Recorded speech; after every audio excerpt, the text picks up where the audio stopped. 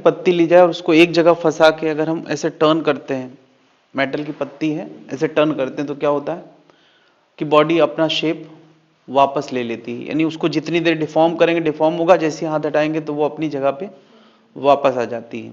तो ये एक तरीका है बॉडी को डिफॉर्म करने का। बॉडी को डिफॉर्म करने के और भी तरीके हैं, जैसे कोई मेटल का रॉड है या कोई और भी लचीला रॉड है। सोचो एक रबड़ है, रबड़ को हम अगर हम खींचेंगे, थोड़ा खींचेंगे, जैसे ही हाथ हटाएंगे तो रबड़ वापस अपना शेप रीगेन कर लेगा। ऐसे अगर हमने खींचा और छोड़ेंगे तो दूसरी इसी तरह से कोई स्पंज की बॉल है, उसको हम चारों तरफ से कंप्रेस करेंगे, हाथ हटाएंगे तो क्या होगा, वापस अपना शेप रीगेन कर लेगा। तो बॉडी के अंदर उसके शेप को लेके बदलाव करने पर तरह तरह के बदलाव कर सकते हैं। देखो ये साइड वाइज डिफ्लेक्शन किया गया है ना। तो अगर हम बॉडी के अंदर फोर्स लगा के, डिफॉर्मिंग फोर्स लगा के, यानी उसके शेप में बदलाव करने वाला कोई फोर्स लगा के उसके शेप में, उसके स्ट्रक्चर में बदलाव करते हैं, तो जैसे ही ताकत हटाते हैं तो वो अपने ओरिजिनल शेप को गेन करने की कोशिश करता है। इसी कोशिश का नाम क्या है, इलास्टिसिटी। और ये इलास्टिसिटी किसका बिहेवियर है, तो ऑब्वियसली सॉलिड के अंदर ही ये बिहेवियर हो सकता है ना। तो ये टॉपिक कई बार सॉलिड नाम लिख के भी आता है कि सॉलिड टॉपिक का नाम है, और सॉलिड के अंदर एक खास प्रॉपर्टी है जिसका नाम है इलास्टिसिटी। तो यहां हम क्या पढ़ने वाले हैं, सॉलिड की इलास्टिसिटी। इलास्टिसिटी क्या है, the property of solid body to regain its original size and shape on removal of deforming force. Note करें इसको।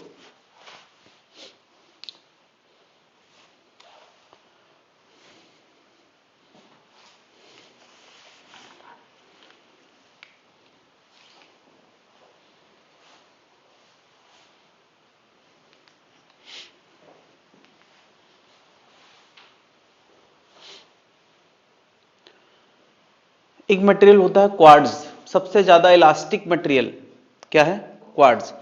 बेसिकली हर बॉडी पूरी तरह से अपने ओरिजिनल शेप को गेन नहीं कर पाती, थोड़ा बहुत रह जाता है। तो जो जितना पूरी तरह से रिकवर करेगा वो उतना ज्यादा इलास्टिक। जैसे रबर को अगर खींचते रहो तो कुछ दिन बाद वो रबर फैल जाती है, इसका मतलब उसने अपनी इलास्टिसिटी लूज कर दी है।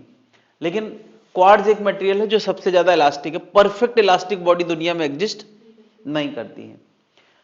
इलास्टिसिटी का उल्टा है प्लास्टिसिटी। सोचो किसी बॉडी के अंदर हम शेप का डिफॉर्मेशन करें और परमानेंट वो उसी स्थिति में रुक जाए, यानी अपने अंदर होने वाले बदलाव को लेके वो अपोज ना करे, वो अपनी जगह पर वापस जाने का प्रयास ना करे, तो ऐसी खूबी को हम क्या बोलते हैं, प्लास्टिसिटी।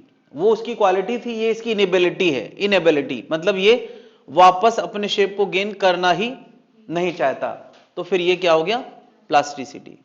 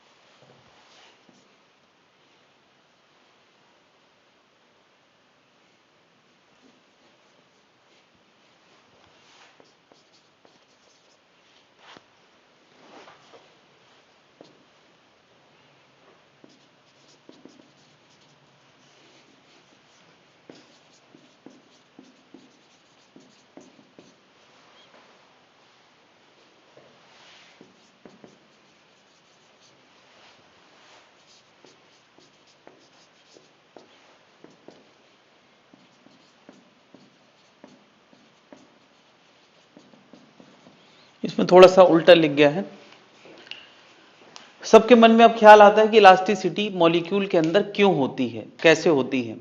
तो उसको समझने के लिए हमने एक जबरदस्ती वाला मॉडल बनाया है। ऐसा कुछ होता नहीं है। हमने क्या किया है कि हर मटेरियल को, हम सब जानते हैं कि हर मटेरियल किससे बना है, मॉलिक्यूल से। तो मॉलिक्यूल की एक खास तरह की सजावट मटेरियल के अंदर होती है। वो खास तरह के पैटर्न में अपने आप को सजा के रखते हैं। तो वो पैटर्न हमने कैसे माना है कि जैसे क्यूबिकल रूम होता है मॉलिक्यूल का, और एक क्यूबिकल रूम में ऐसे कुछ मैंने 12 मॉलिक्यूल दिखाए हैं, 8 मॉलिक्यूल दिखाए, सॉरी 8 मॉलिक्यूल, और वो 8 मॉलिक्यूल स्प्रिंग से जोड़ दिए हैं। सोचो, जब हम किसी चीज की लंबाई को बड़ा करते होंगे तो क्या होता होगा कि ये 4 स्प्रिंग खिंच जाती होंगी। ऐसे हम सोचें, जैसे ही हाथ हटाएंगे तो वो स्प्रिंग कंप्रेस हो जाती होंगी। नहीं, या हम इसको लंबाई में कंप्रेस करते हैं तो ये 4 स्प्रिंग कंप्रेस हो जाती होंगी। नहीं, वापस अगर हम नीचे वाले मॉलिक्यूल को होल्ड करके यानी जमीन में चिपका के ऊपर वाले को धक्का राइट देते हैं तो क्या ये स्प्रिंग ऐसे डिफॉर्म होती होंगी, और जैसे ही हाथ हटाएंगे तो वापस अपना शेप। अगर हम किसी मटेरियल की बॉल को ऐसे दबाते हैं चारों तरफ से तो मॉलिक्यूल लेवल पर भी ये सारी स्प्रिंग आपस में पास आ जाती होंगी। पूरी पूरी जितनी 12 स्प्रिंग है वो सारी पास आ जाती होंगी। यानी मटेरियल लेवल यानी बहुत सारे मॉलिक्यूल, यानी ऐसे ऐसे लाखों कमरे होंगे। और अगर हम बॉल को कंप्रेस करेंगे तो हर कमरे में क्या इक्वल कंप्रेशन होगा, और जैसे ही हाथ हटाएंगे तो वो सारे कमरे अपने ओरिजिनल साइज में आ जाएंगे। तो इस मॉडल से हमें ये एक्सप्लेनेशन मिल जाता है कि बॉडी के अंदर क्या चल रहा है। भाई हम अब केमिकल बातें करें, बॉन्डिंग की बातें करें तो उससे आसान है कि हम लोग इन सब बातों को किनारे करते हुए ऐसा स्प्रिंग बॉल मॉडल बना दें और मन में सोचें कि जब हमने किसी चीज को, रॉड को लंबा किया है तो ये सारी स्प्रिंग खिंच गई हर कमरे में। कोई इस पेन को अगर किसी ने खींच के लंबा किया तो एक कमरा थोड़ी, हजारों कमरों के मॉलिक्यूल आपस में दूर हो गए हैं। जैसे ही हाथ हटाएंगे तो वो वापस अपना शेप ले लेंगे। तो ये मॉडल समझने से हमें थोड़ा सा इलास्टिसिटी समझने में मदद मिलती है। बात क्लियर है?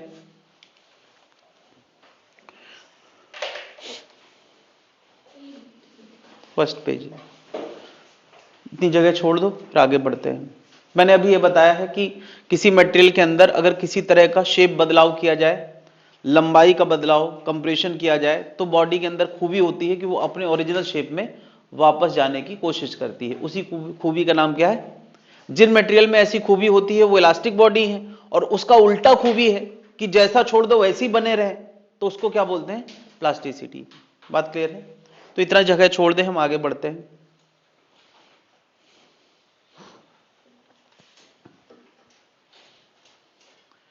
स्प्रिंग बॉल मॉडल से हमें इलास्टिसिटी समझने में मदद मिलती है। अगर हम मन में ये सोचें कि इलास्टिक बॉडी के अंदर हर मॉलिक्यूल आपस में स्प्रिंग जैसी किसी चीज से जुड़ा है तो हम हर बात को एक्सप्लेन कर ले जाते हैं। तो इसीलिए हमने स्प्रिंग बॉल मॉडल मन में सोचा है।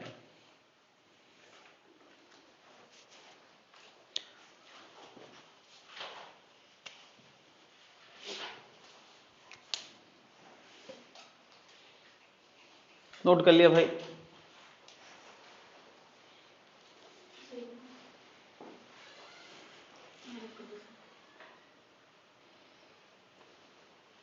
The restoring mechanism can be visualized by spring ball model of spring.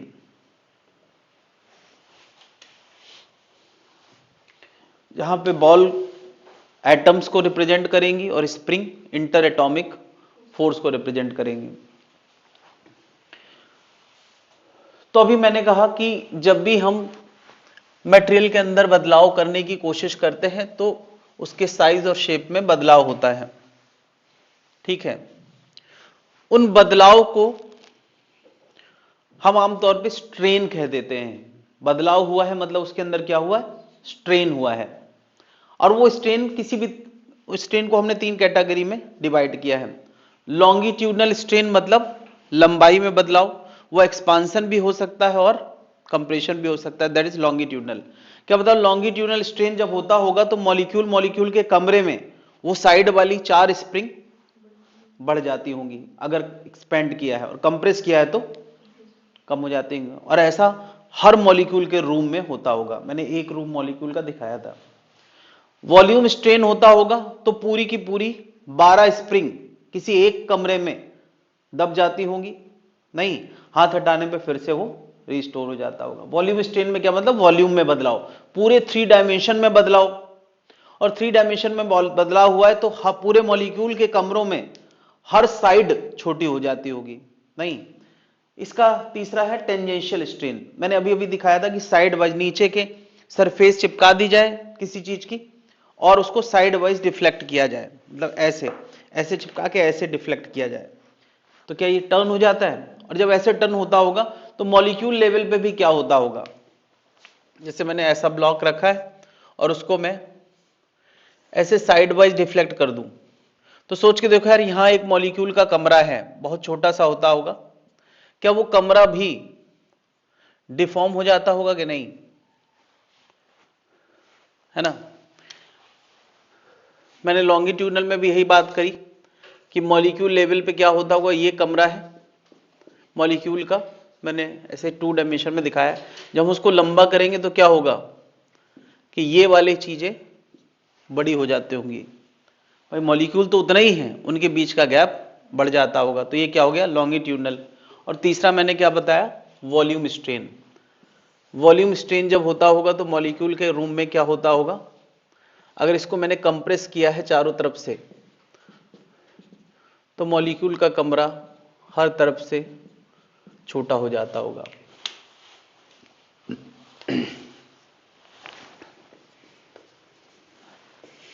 अब बात आती है, ये तो फीलिंग हो गई कि क्या हो रहा है और ये क्या 3 कैटेगरी हैं।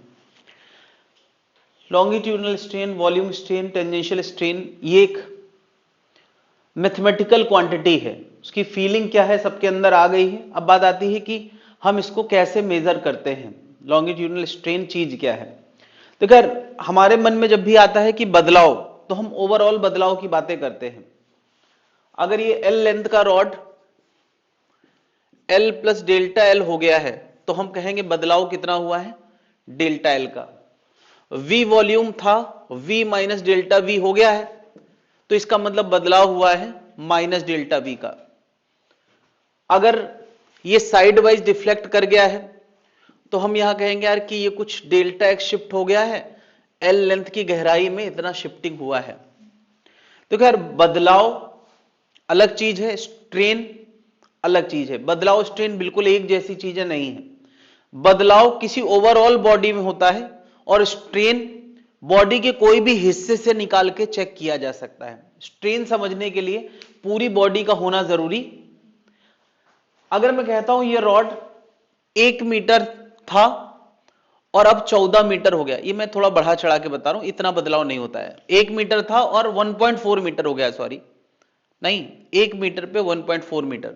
तो अगर कोई इसके 1 सेंटीमीटर के सैंपल को देखेगा तो वो क्या पाएगा कि 1 सेंटीमीटर का सैंपल खिसक के 1.4 सेंटीमीटर हो गया है। अगर कोई 1 mm का सैंपल देखेगा तो मैं कह रहा हूं कि यार एक कमरे का एटॉमिक मास ए साइज का था, ए इंटू ए बहुत छोटे साइज का है, एंगस्ट्रॉम लेवल का है, ए एंगस्ट्रॉम था तो वो 1.1 ए एंगस्ट्रॉम हो चुका होगा।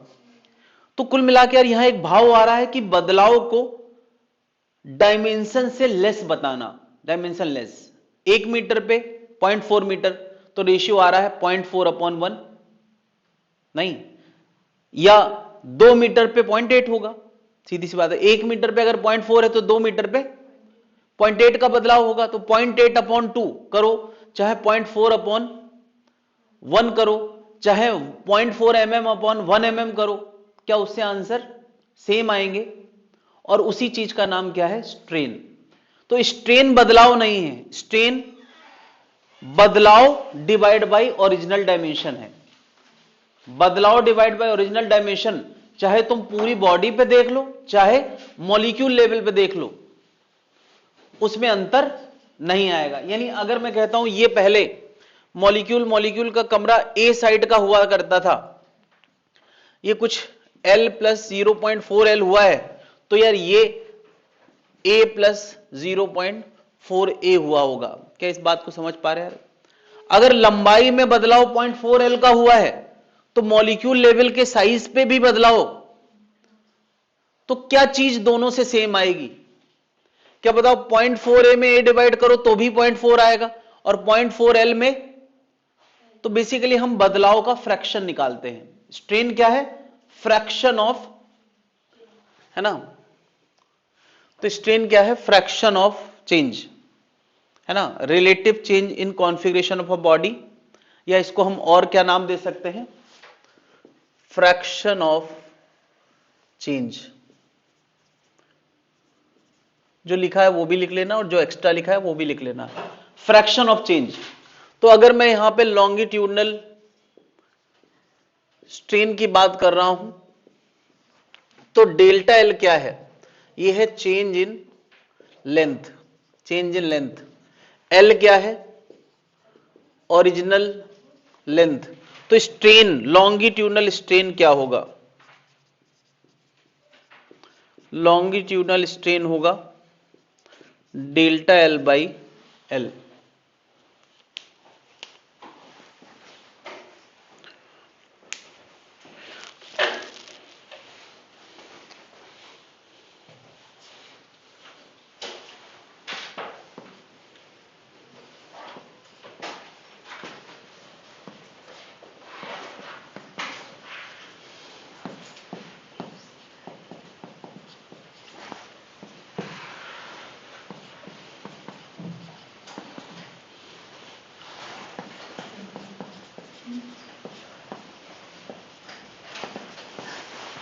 ये इस तरह से सिंबल कई जगह लिखा रहता है ई एल, तो ये हो गया लॉन्गिट्यूडनल स्ट्रेन।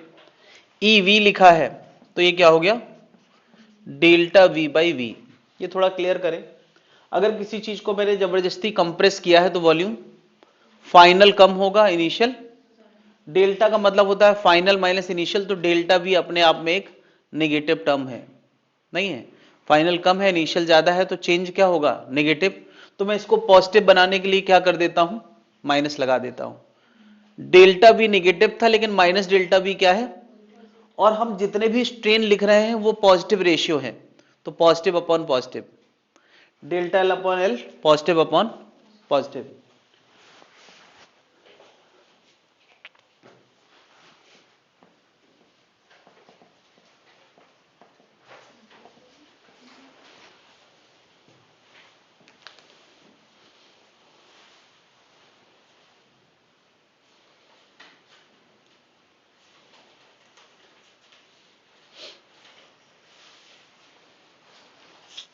मैथमेटिकल भी लिखेंगे तो भी चल जाएगा, मेन डेफिनेशन के बाद मैथमेटिकल भी लिख देंगे तो वही चीज को थ्योरेटिकली लिखा गया है, लैंग्वेज में लिखा गया है।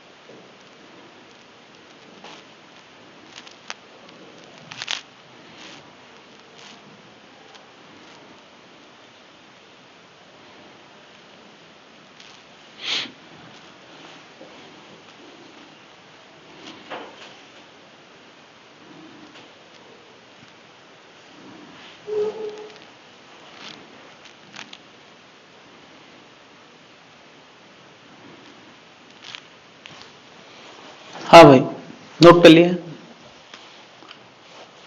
शेयरिंग स्ट्रेन, यहां देखें जरा, स्ट्रेन में क्या हुआ है कि मॉलिक्यूल की नीचे वाली लेयर ऊपर वाली लेयर से थोड़ा खिसकी हुई है ना।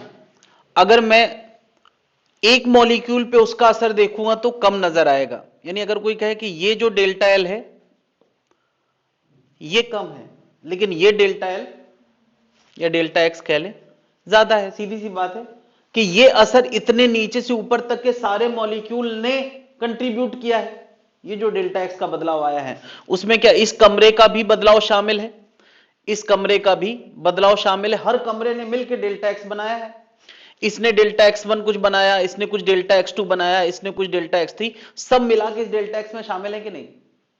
अगर हम ऐसी एक क्वांटिटी डिफाइन करना चाह रहे हैं जो इस साइड वाले बदलाव को रिप्रेजेंट करे नीचे वाले मॉलिक्यूल के रिलेटिव, है ना, तो एक इंडिपेंडेंट चीज क्या हो सकती है, डेल्टा एक्स अपॉन एल ये ओवरऑल है, delta ex prime upon L prime वो इसका है, वो सब सेम होना चाहिए और होगा भी। अगर मैं कहता हूं एल में बदलाव डेल्टा एक्स हुआ है तो वन में बदलाव होगा डेल्टा एक्स बाई एल। ये बदलाव डायमेंशन से इंडिपेंडेंट है। क्यों? अगर तुम लंबाई ज्यादा लोगे तो डेल्टा एक्स भी ज्यादा होगा, लंबाई छोटी लोगे तो डेल्टा एक्स उसी प्रोपोर्शन में छोटा होगा, लेकिन रेशियो हमेशा सेम आएगा। तो इस रेशियो का नाम हमने क्या रखा है, शेयरिंग स्ट्रेन। बात क्लियर है? मैं इसको ई एस लिख देता हूं, डेल्टा एक्स बाई एल। और डेल्टा एक्स बाई एल एक और तरीके से लिखा जा सकता है, देखिए जरा, टेन थीटा क्या होता है, परपेंडिकुलर अपॉन, ये भी लिख सकते हैं।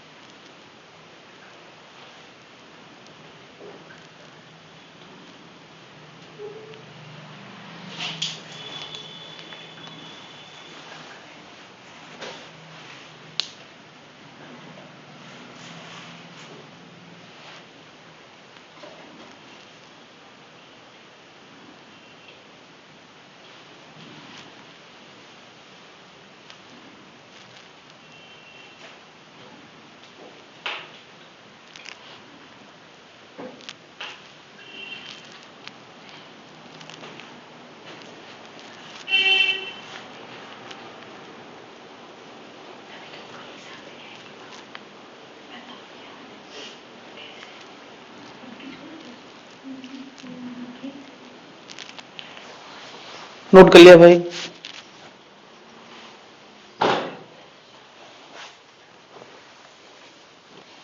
तो मैंने अभी तीन तरह के बदलाव की बात करी है, और ये बदलाव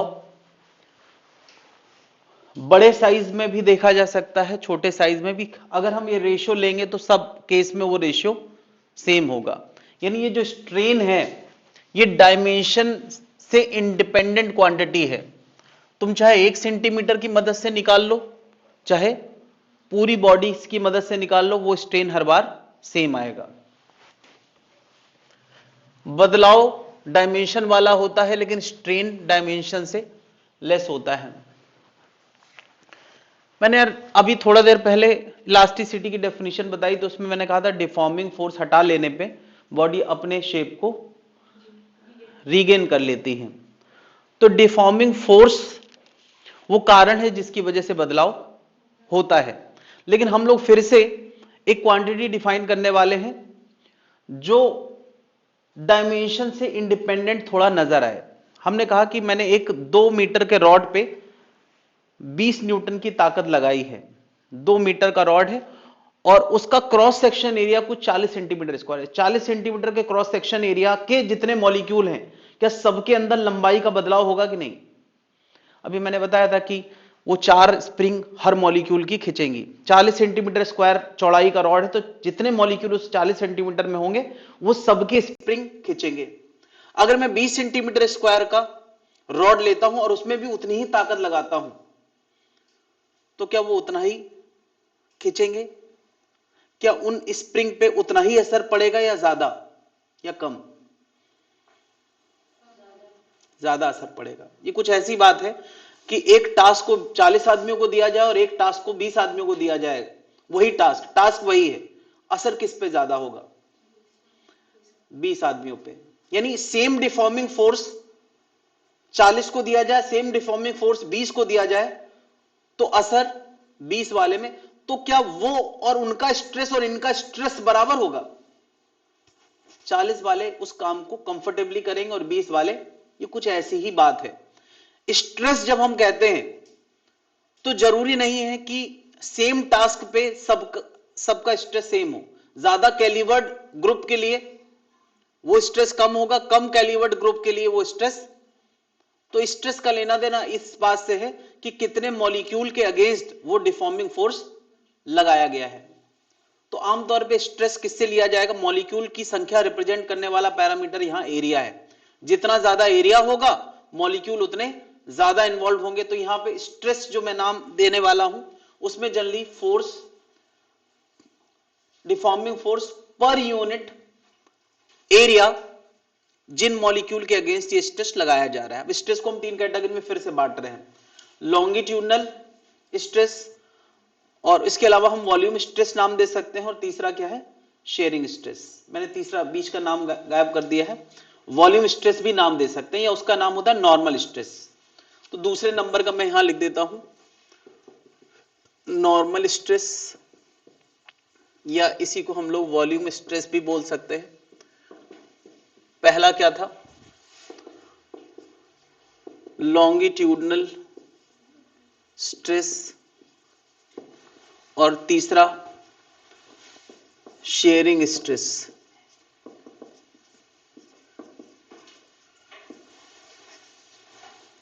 इसका और नाम दिया टेंजेंशियल स्ट्रेस। लॉन्गिट्यूडनल स्ट्रेस को फर्दर हम लोगों ने 2 कैटेगरी में डिवाइड किया है, टेंसाइल और दूसरा क्या है? कंप्रेसिव। अगर मैं किसी चीज का खिंचाव कर रहा हूं तो टेंसाइल है, किसी चीज का कंप्रेशन कर रहा हूं तो कंप्रेसिव है। अगर मैं किसी रॉड को इस ए एरिया के अगेंस्ट एफ का फोर्स लगा के खींचता हूं, है ना, मैंने ऐसे फोर्स लगा के इसको खींचा है, ठीक है, ए एरिया के मॉलिक्यूल के अगेंस्ट एफ का फोर्स लगाया है, तो ये स्ट्रेस कितना होगा? एफ बाई ए। इसको थोड़ा महसूस करते हैं। मान लिया मैंने 20 न्यूटन का फोर्स ए एरिया में दिया है, तो to give the same stress मैंने इन मॉलिक्यूल को ऑब्वियसली स्ट्रेस दिया है। अगर मैं डबल एरिया पे वही स्ट्रेस देना चाहता हूं तो मुझे कितना फोर्स लगाना चाहिए?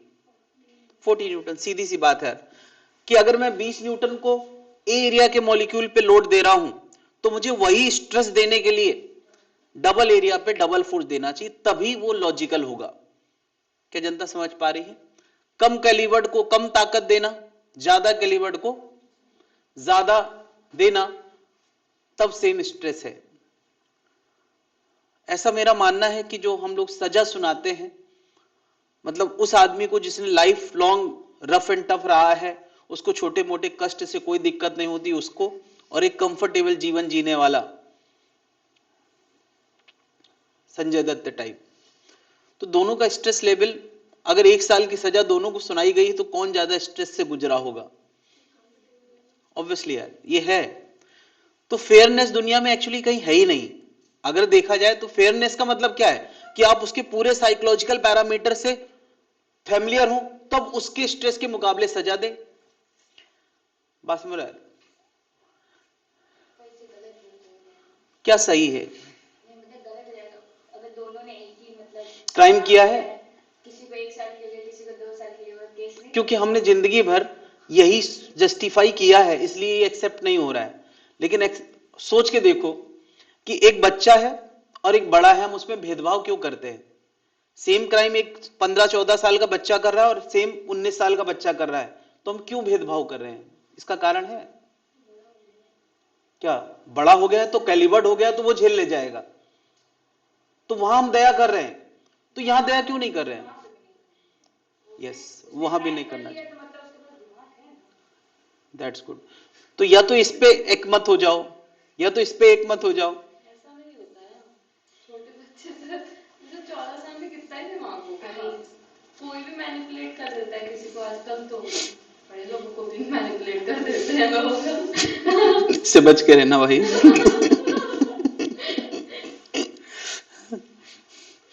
तो मतलब मुझे फेयरनेस कहीं नजर नहीं आती, तो मेरा मानना है कि रूल सबके लिए एक जैसे ही बना दो। फिर ये जो है ना कि ये फिर नहीं चलना चाहिए। हाँ, अब ये कि 5 साल का बच्चा है तो फिर मैं कहूँगा कि उसका पूरा समझ डेवलप नहीं हो पाया है। ये यही तो हम कर रहे हैं ना कि भाई कि अभी एक 7 साल के बच्चे ने क्राइम किया था किसी छोटे बच्चे को। हाँ, निकला था एक बार 7 साल के बच्चे ने 3-4 साल के बच्चे को गुस्से में। हाँ हाँ, तो क्या रहा होगा कुछ? तो क्या लगता है क्या होना चाहिए इस केस में? बताएं क्या होना चाहिए? तो ले देखिए, यही है कि हम लोग फेयर कराने की कोशिश करते हैं। फेयर बहुत वो चीज है, उसको अभी और गहराई समझने की जरूरत है। ऐसा हम क्यों कर रहे हैं भाई? सेम बात वही हो गई ना, बुद्धि आ गई है थोड़ी, तो इतना तो नहीं करना चाहिए था। तो बुद्धि आ गई ये हम कह रहे हैं ना, तो बुद्धि मतलब एम्पावर्ड हो चुका है। एम्पावर्ड को ज्यादा सजा मिलना चाहिए, कम एम्पावर्ड को कम सजा मिलना चाहिए। क्यों ज्यादा एवर्ड? हाँ हाँ, मिलनी चाहिए। तो मिलती है, 3 साल की मिलती है, 14 साल वालों को भी 3 साल की मिलती, और उनको बाल सुधार गृह में रखा जाता है। हाँ भाई, नॉर्मल स्ट्रेस क्या है? नॉर्मल स्ट्रेस इससे मिलता जुलता है। क्या बताओ, इसका प्लेन और फोर्स लगाने का डायरेक्शन आपस में क्या है? 90 डिग्री पे है, प्लेन। अब क्या है नॉर्मल स्ट्रेस? यहां ये पर्पस, फोर्स लगाने का पर्पस है लंबाई खींचना, और लंबाई खींचने का मतलब मेरा यह है कि इसके अंदर जो कमरा हुआ करता था मॉलिक्यूल का, है ना, उसमें केवल ये साइड के 4 स्प्रिंग खींचेंगे, ये वाला और इसके पीछे 2 नहीं। तो ये लॉन्गिट्यूडनल स्ट्रेस लाने का प्रयास किया गया है। लेकिन जब हम वॉल्यूम स्ट्रेन करते हैं, चारों तरफ से ऐसे ताकत लगाएं ऐसे, तो क्या पता वो मॉलिक्यूल का कमरा छोटा हो जाएगा। यानी पहले बॉल ऐसे हुआ करती थी, लेकिन जब हमने कंप्रेस कर दिया तो बॉल कैसी हो गई? कंप्रेस्ड हो गई। तो क्या यहां मॉलिक्यूल का कमरा बड़ा होगा और यहां मॉलिक्यूल का कमरा, तो इसमें सारी स्प्रिंग छोटी होंगी, यहां केवल, है ना। हालांकि कुछ बातें, यहां 4, यहां 12 स्प्रिंग, क्यूबिकल स्ट्रक्चर है भाई, ये सब कंप्रेस हो गई। तो यहां वॉल्यूम स्ट्रेस में भी, अगर मैं वॉल्यूम स्ट्रेस की बात कर रहा हूं, तो F perpendicular to the area force है, यानी सरफेस के परपेंडिकुलर ही फोर्स है। यहां भी परपेंडिकुलर था, बट ये पूरे 3 डायमेंशन में चारों तरफ से लग रहा है। इसको हम थ्रस्ट कह सकते हैं, थ्रस्ट डिवाइड बाय एरिया। चारों तरफ से जो फोर्स मिला है उसका स्केलर सम यानी अगर यहां से यहां से यहां से चारों तरफ से सब मिला के सारे फोर्सेस का स्केलर सम कर दिया जाए, that is thrust upon area. अच्छा, थ्रस्ट अपॉन एरिया को हम और क्या बोलते हैं? प्रेशर। फिलहाल मैं यहां पे डेल्टा पी लिख रहा हूं, क्योंकि कोई भी बॉडी, कम से कम हमारी सराउंडिंग में कोई भी बॉडी जीरो प्रेशर पे कभी नहीं आती है।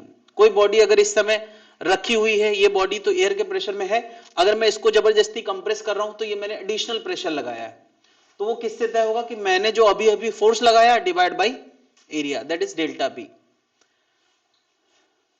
अगली चीज क्या है? Sharing stress.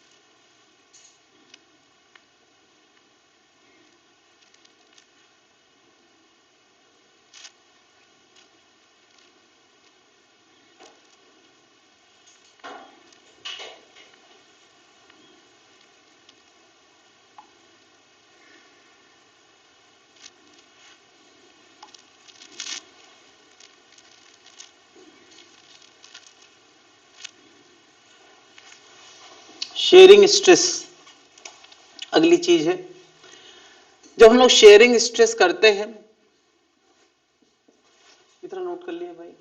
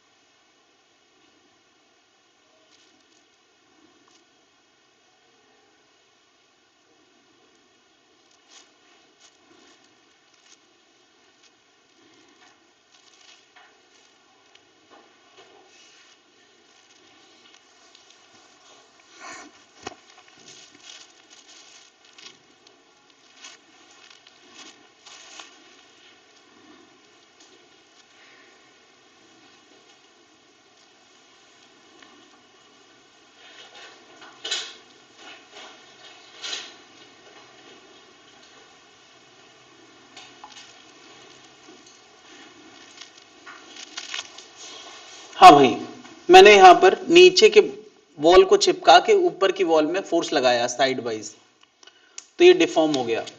ठीक है, कैसे डिफॉर्म हो गया? इसका स्ट्रक्चर चेंज हो गया ऐसे। ठीक है, फोर्स लगाने के बाद अगर मैं उतना ही फोर्स इस मोटे ब्लॉक में करता हूं, ये भी उतना ही लंबाई का, जितनी लंबाई है उतनी लंबाई है, लेकिन मैं इसमें भी उतना ही फोर्स लगाता हूं, तो क्या लगता है? सेम असर होगा। तो इस बार इतने मॉलिक्यूल को जब मैंने खिसकाया साइड वाइज, तो यहां के मॉलिक्यूल रूम्स जितने भी होंगे, हमें नहीं पता यहां कितने मॉलिक्यूल रूम हैं, इनके अगेंस्ट ये फोर्स लगाया गया है। यहां अगर मैं यही बात करूं, तो क्या यहां जो मॉलिक्यूल रूम होंगे वो थोड़ा से ज्यादा होंगे कि नहीं? इस बात को समझने की कोशिश करें। क्या जब हम साइड वाइज खिसकाते हैं तो इतने सारे मॉलिक्यूल पे एक साथ स्ट्रक्चरल बदलाव आ रहे हैं, यहां इतने मॉलिक्यूल पे स्ट्रक्चरल बदलाव आ रहे हैं, है ना? तो किस पे, अगर हम फेयर बात करना चाह रहे हैं तो किस पे ज्यादा फोर्स लगाना चाहिए? नीचे वाले पे, तब सेम स्ट्रेस कहलाएगा। क्यों? नीचे वाले में यहां वाला एरिया ज्यादा है, इसको हम टेंजेंशियल एरिया बोल रहे हैं।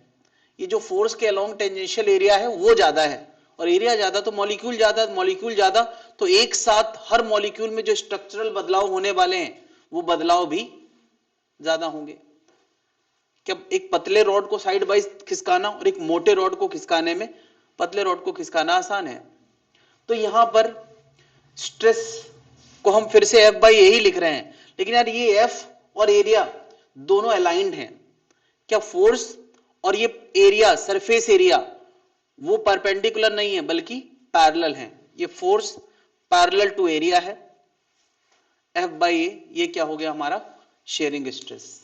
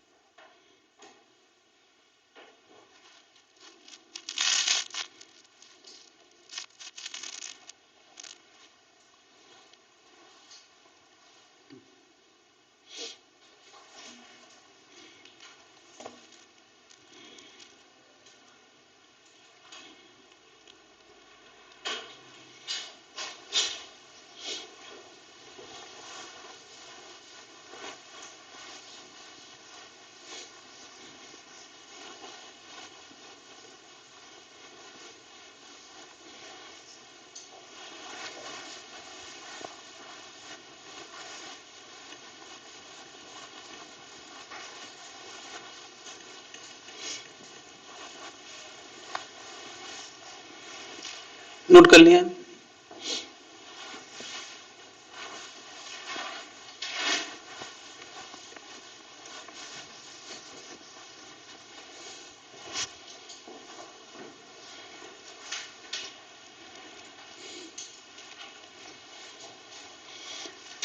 तो तीन तरह की स्ट्रेस और तीन तरह की स्ट्रेन की बात करी है, और इन सारे स्ट्रेस स्ट्रेन को लेके न्यूटन से भी पहले एक साइंटिस्ट ने एक स्टेटमेंट बनाया था कि with in the elasticity limit, with in the elastic limit, stress और स्ट्रेन एक दूसरे के प्रपोर्शनल होता है। जितना ज्यादा स्ट्रेस उतना ज्यादा स्ट्रेन, है ना? ज्यादा बदलाव चाहिए तो ज्यादा कोशिश करना चाहिए। इक्वालिटी लाने के लिए हम एक कांस्टेंट लाएंगे, ओके। तो stress equal to, stress is proportional to strain है, तो स्ट्रेस बराबर आएगा समथिंग इनटू स्ट्रेन। तो उस समथिंग का नाम हमने रखा है क्या? Modulus of elasticity. अगर कोई मॉडुलस ऑफ इलास्टिसिटी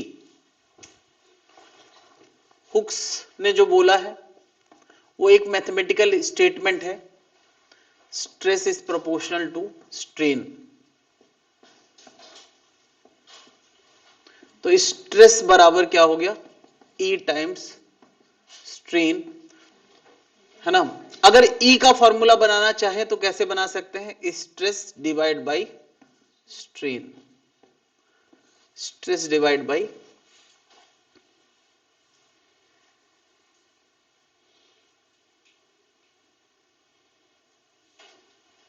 जरा इसका भी फील लाने की कोशिश करते हैं।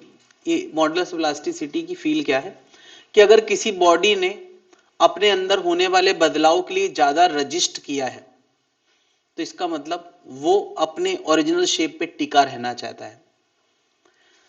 यानी to get the same strain, जिसमें ताकत ज्यादा लगानी पड़ रही है, उसका मॉडुलस ऑफ इलास्टिसिटी, यानी लोहा और रबर में किसका ई ज्यादा होगा?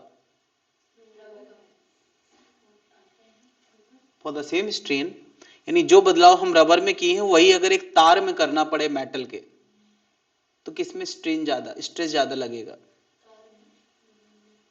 तार में या रबर में? To get the same strain, तार में ज्यादा स्ट्रेस लगेगा कि नहीं? अब इसको उल्टा भी समझ सकते हैं, चलो स्ट्रेस सेम है, हमने एक तार में मेटल के वही ताकत लगाई और एक रबर में वही ताकत लगाई है, स्ट्रेन किस में ज्यादा होगा? रबर में। तो जिसमें स्ट्रेन ज्यादा होगा उसका ई कम होगा, यानी रबर और लोहे में ई किसका ज्यादा होगा? ई of steel greater than E of rubber. Logic क्या है कि कौन अपने शेप को लेके ज्यादा कंफर्म है कि हम इसी शेप में टिके रहना चाहते हैं, यानी फ्लेक्सिबल बॉडी उसका ई और स्ट्रॉन्ग बॉडी है तो उसका ई ज्यादा होगा। ये उसका एक भाव है जो तुम समझ सकते हो।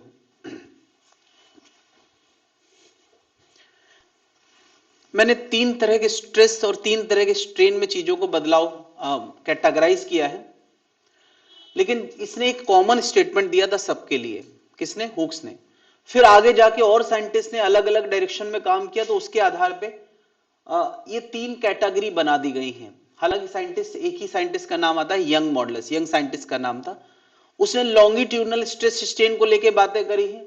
बल्क साइंटिस्ट का नाम नहीं है, बल्क मॉडुलस वॉल्यूम बदलाव को लेके है, और शेयर मॉडुलस ये साइड वाइज डिफ्लेक्शन को लेके है। 3 तरह के बदलाव को हम कवर कर रहे हैं अपने इस टॉपिक में। बदलाव और तरह के होते होंगे, हमें नहीं पता, उससे हमें मतलब ट्विस्टिंग विस्टिंग को लेके बहुत सारे बदलाव होते हैं, किसी भी तरह के बदलाव कर सकते हैं, लेकिन जिसको हम स्टडी कर रहे हैं वो 3 तरह के हैं।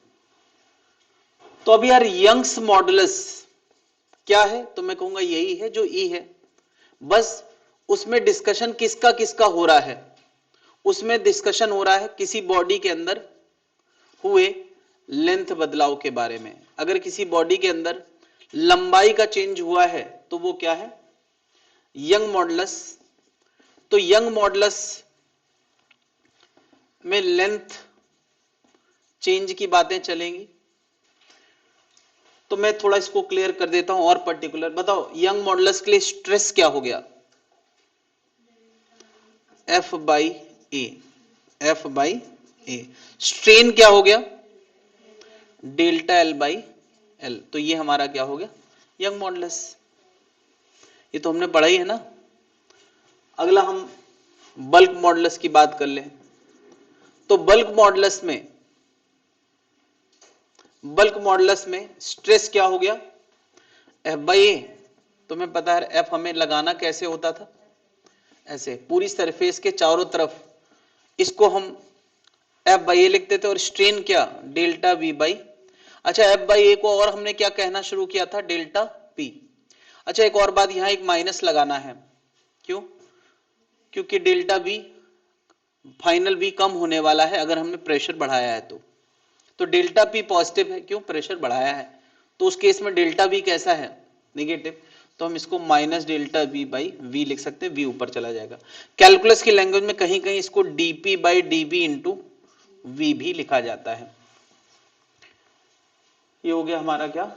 Bulk modulus. तीसरा क्या आने वाला है? Shear modulus.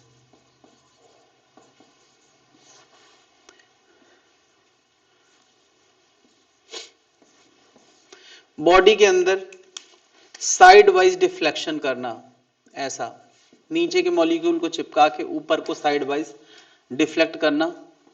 ईंटा से रिप्रेजेंट करते हैं। यहां स्ट्रेस क्या होता था?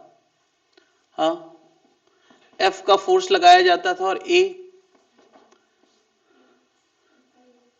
ये एफ टेंजेंशियल फोर्स होता था, ए के पैरेलल होता था। डिवाइड बाय स्ट्रेन क्या होता था? डेल्टा एक्स बाई एल, या इसको हमने और क्या लिखा था?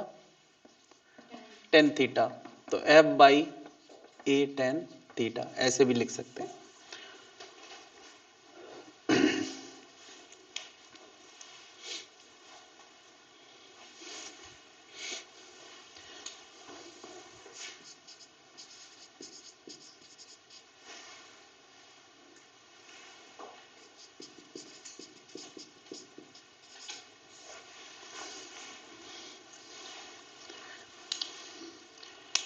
बल्क मॉडुलस का थोड़ा सा भाव पैदा करें, बल्कि किसी भी मॉडुलस का हम लोग भाव पैदा कर चुके हैं कि ज्यादा फ्लेक्सिबल बॉडी होगी उसका ई ज्यादा होगा। यानी एक स्पंज की बॉल है उसको हम कंप्रेस करें और एक मेटल की बॉल है उसको हम चारों तरफ से कंप्रेस करें, कंप्रेस दोनों होती है, मेटल हमें महसूस नहीं होता है बट उसके अंदर भी थोड़ा बहुत कंप्रेशन होता है।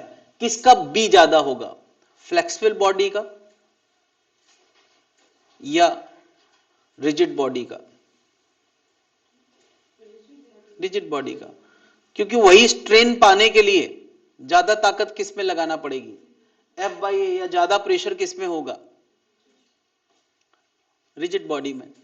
तो बल्क मॉडुलस रिजिडिटी को डिनोट करता है और कंप्रेसिबिलिटी फ्लेक्सिबिलिटी को डिनोट करता है। कंप्रेसिबिलिटी मतलब किसको ज्यादा कंप्रेस किया जा सकता है, इस बात के भाव को देता है। तो क्या बल्क मॉडुलस रिजिडिटी को डिनोट करता है?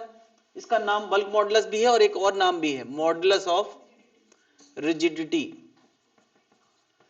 तो इसका उल्टा क्या हो जाएगा, कंप्रेसिबिलिटी। ये भी एक नाम डिफाइंड है उसके भाव को रिप्रेजेंट करने के लिए। जिसकी रिजिडिटी ज्यादा है उसका बल्क मॉडुलस ज्यादा है, जिसकी कंप्रेसिबिलिटी ज्यादा है उसका बल्क मॉडुलस कम है।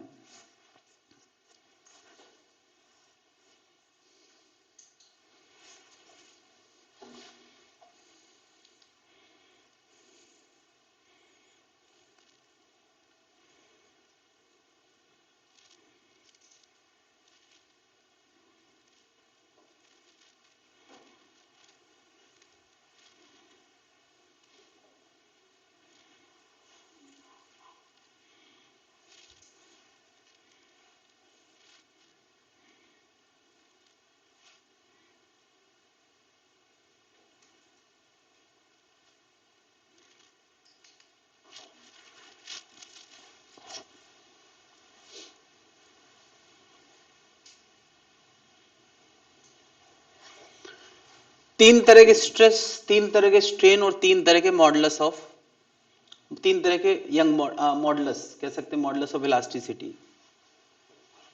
ई को हम बोलते हैं मॉडुलस ऑफ इलास्टिसिटी।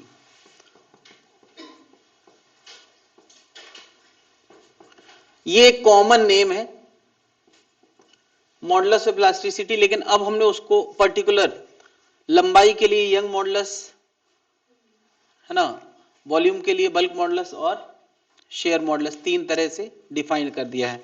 ऑब्वियसली यार तीन तरह के बदलाव करेंगे तो ये मॉडुलस भी अलग अलग आएंगे, ऐसा नहीं कि सबके सेम आएंगे। लंबाई के बदलाव करोगे तो वाई अलग आएगा है ना, वॉल्यूम का बदलाव करोगे तो बल्क मॉडुलस अलग आएगा, शेयर बदलाव करोगे तो मॉडुलस ऑफ रिजिडिटी अलग आएगा। नोट कर लिया भाई? तो अब यार हम लोग इलास्टिसिटी को और ज्यादा समझने के लिए एक एक्सपेरिमेंटल ग्राफ बनाने वाले हैं जो एक वायर पे स्ट्रेस लगा लगा के ड्रॉ किया गया है। ठीक है, ये ग्राफ किसके किसके बीच में, स्ट्रेस और स्ट्रेन के बीच में है, और जनरली ये काम लॉन्गिट्यूडनल के लिए किया जाता है। और तरह के बदलाव भी अगर उनके ग्राफ बनाए जाए तो लगभग इसी पैटर्न को वो फॉलो करते हैं। यानी ये स्ट्रेस स्ट्रेन लॉन्गिट्यूडनल वाला है, कोई अगर ये वाला या ये वाला भी करेगा तो लगभग यही पैटर्न उसको देखने को मिलेगा। तो हम लोग एक अंदाजा लगाना चाहते हैं कि मटेरियल किस तरह से बिहेव करता है जब उसके ऊपर आपत्ति आती है ना। अच्छा, ये बिहेवियर केवल मटेरियल के लिए नहीं है, इंसानों और दूसरे स्पीसीज के लिए भी है। उसका बिहेवियर इस ग्राफ से रिफ्लेक्ट होगा, कैसे रिएक्ट करते हैं अगर उनके ऊपर कोई आपत्ति आती है। ठीक है, तो तुम्हारे लिए और भी काम का है, लाइफ में काम आएगा। तो यार स्ट्रेस स्ट्रेन यहां पे पता नहीं क्यों मुझे अभी इसका थोड़ा थोड़ा लॉजिक समझ में आएगा, मैं बताऊंगा बाद में। आमतौर पे इंडिपेंडेंट वेरिएबल एक्स एक्सिस होता है और डिपेंडेंट वेरिएबल वाई एक्सिस होता है, लेकिन यहां उल्टा किया गया है। बताओ, स्ट्रेस लगाते हैं तो स्ट्रेन आता है, यह ज्यादा सही है, या स्ट्रेन होता है तो स्ट्रेस लगाते हैं, क्या कहना ज्यादा सही है? यस, स्ट्रेस लगाते हैं तो स्ट्रेन, तो इंडिपेंडेंट है स्ट्रेस और उसका असर है स्ट्रेन। स्ट्रेन को इंडिपेंडेंट बोलना लॉजिकल नहीं है, बट फिर भी ग्राफ ऐसे बनाया जाता है तो उसके पीछे कोई कारण होगा। तो हम अपने मन का भाव ऐसा कर देते हैं कि ये इंडिपेंडेंट वेरिएबल और ये उसका डिपेंडेंट वेरिएबल है। ठीक है, हमने अभी कुछ स्ट्रेस लगाया एफ बाई ए कोई मैग्नीट्यूड का, और उसकी वजह से कोई स्ट्रेन हुआ, ये वो उसके स्ट्रेन को डिनोट करेगा। ठीक है, मैंने कहा ये जो ऊंचाई है ना, ये बदलाव को डिनोट कर रही है, और ये हाइट क्या डिनोट कर रही है कि हमने कितनी कोशिश करी है। स्ट्रेस को मैं कोशिश बोल रहा हूं और असर को स्ट्रेन बोल रहा हूं। तो ये स्ट्रेस है और ये स्ट्रेन है, फिर इतना स्ट्रेस है तो इतना स्ट्रेन है, फिर इतना स्ट्रेस है तो, और ये ग्राफ फिलहाल लाइन ग्राफ है, इसका मतलब स्ट्रेस स्ट्रेन के प्रोपोर्शनल है, हुक्स लॉ फॉलो हो रहा है। तुम अगर इतने लेवल तक का स्ट्रेस लगाते हो तो इस लेवल का स्ट्रेन आ रहा है और हुक्स लॉ फॉलो हो रहा है।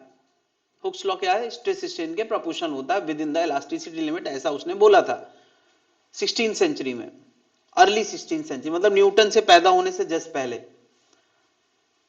न्यूटन बड़ा हो गया तो फिर उसने स्ट्रेस हुक्स को भी पीछे छोड़ दिया था, इस बात का उसको दुख रहता था।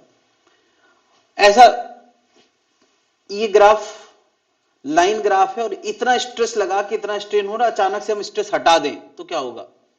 जैसे जैसे हम स्ट्रेस रिमूव करेंगे वैसे वैसे, यानी इस ग्राफ में रिवर्स जाने की पूरी संभावना है, क्योंकि हुक्स ने कहा था कि ये जो पैटर्न है stress is proportional to strain, वो इलास्टिसिटी लिमिट के अंदर होता है। इसका मतलब कि तुम स्ट्रेस हटा के स्ट्रेन भी खत्म कर सकते हो। ये ग्राफ सीधा भी जाएगा, उल्टा भी जा सकता है।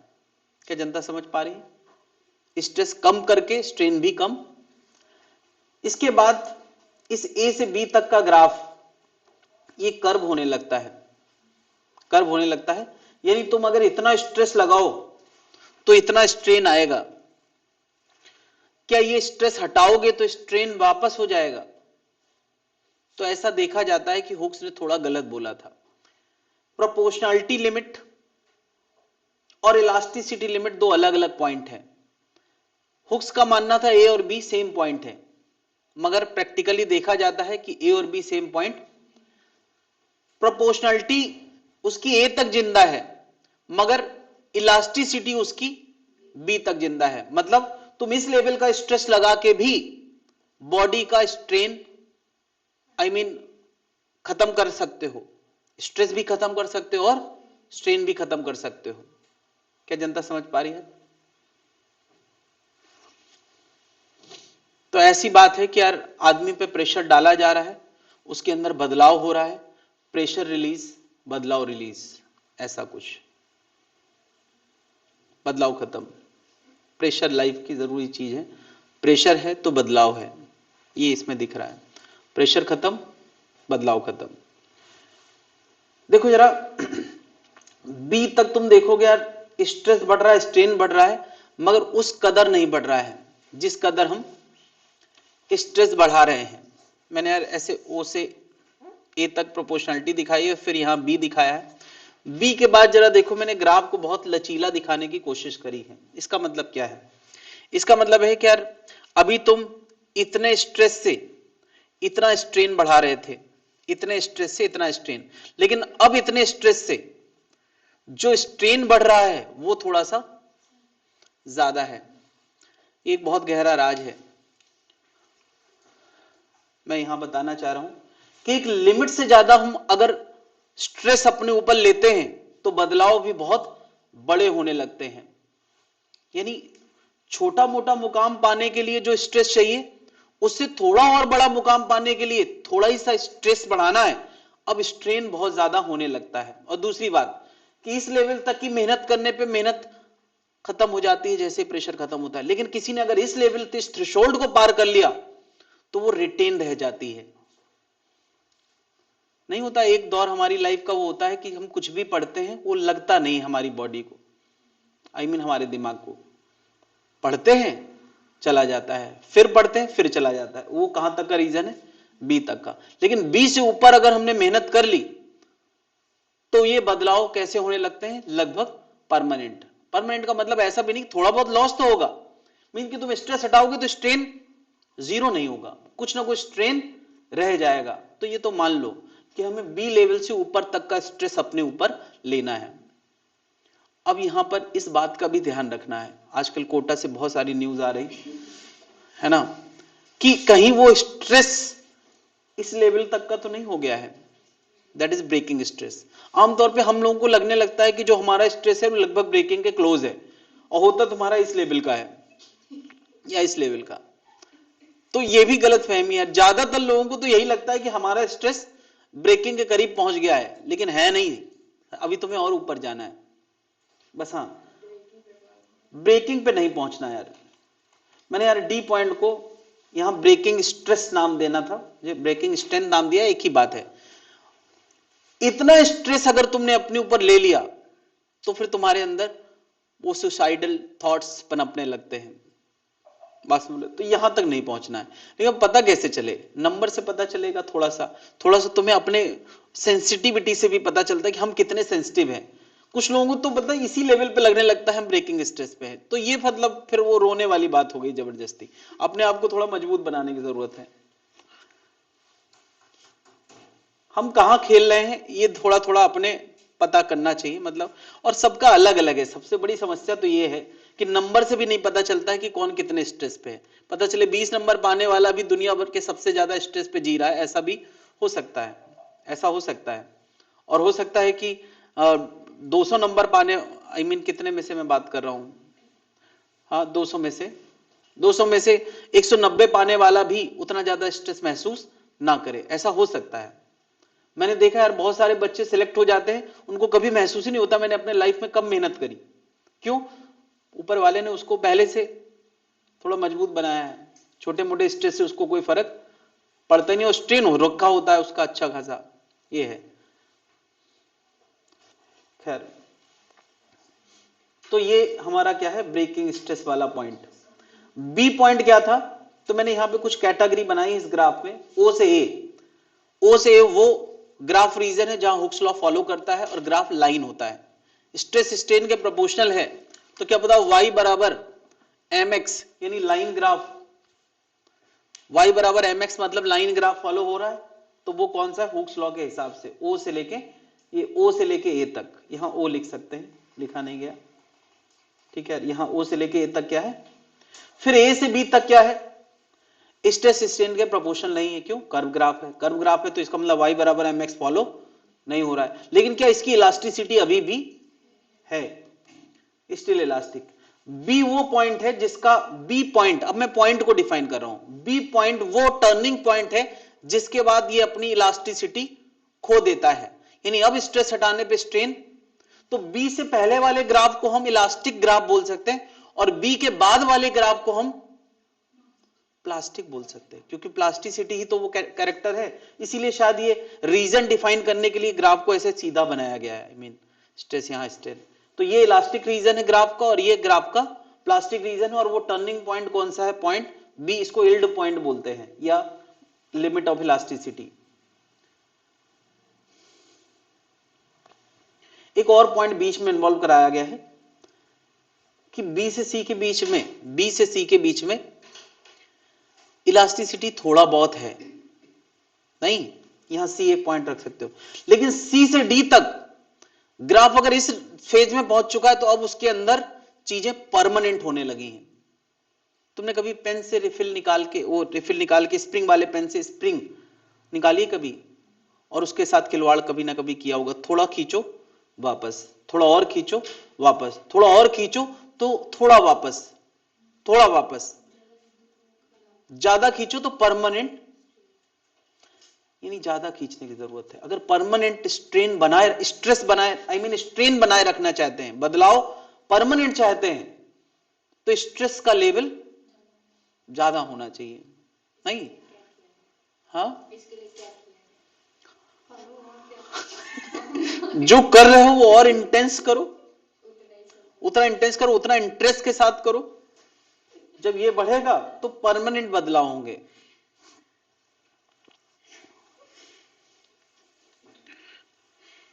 अंदर भाव लाओ यार, नीट नहीं निकला तो कैसे मुंह दिखाएंगे सबको, कैसे दुनिया को फेस करेंगे, माँ बाप क्या बोलेंगे। वो दिन याद करो कि आज रिजल्ट निकला है और सब घेरे खड़े हैं मुझे, पूरा समाज, सारे लोग मुझे घेरे खड़े हैं, और मैं ऐसे या तो फक्र से सीना तान के खड़े हैं या तो सर झुका के हैं। तो बस वो सर झुका के बैठे होने का डर वो तुम्हें एनर्जाइज कर सकता है।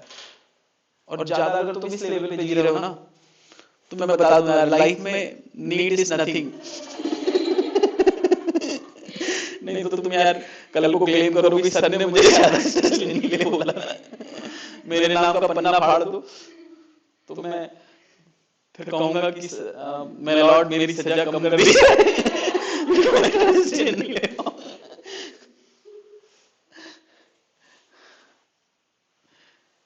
सी पॉइंट यहाँ पे कहीं बना सकते हैं, उसके बाद इलास्टिसिटी नहीं रह जाती, इसके बाद तो परमानेंट बदलाव होते हैं।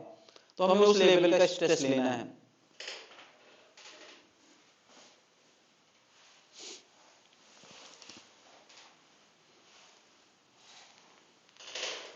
अच्छा, एक लिमिट मैंने दिखाई है डीप ब्रेकिंग स्ट्रेस जिसका नाम दिया है, इससे ज्यादा स्ट्रेस मटेरियल झेल नहीं पाता है ना? इससे ज्यादा दे दो तो तुरंत टूट जाएगा।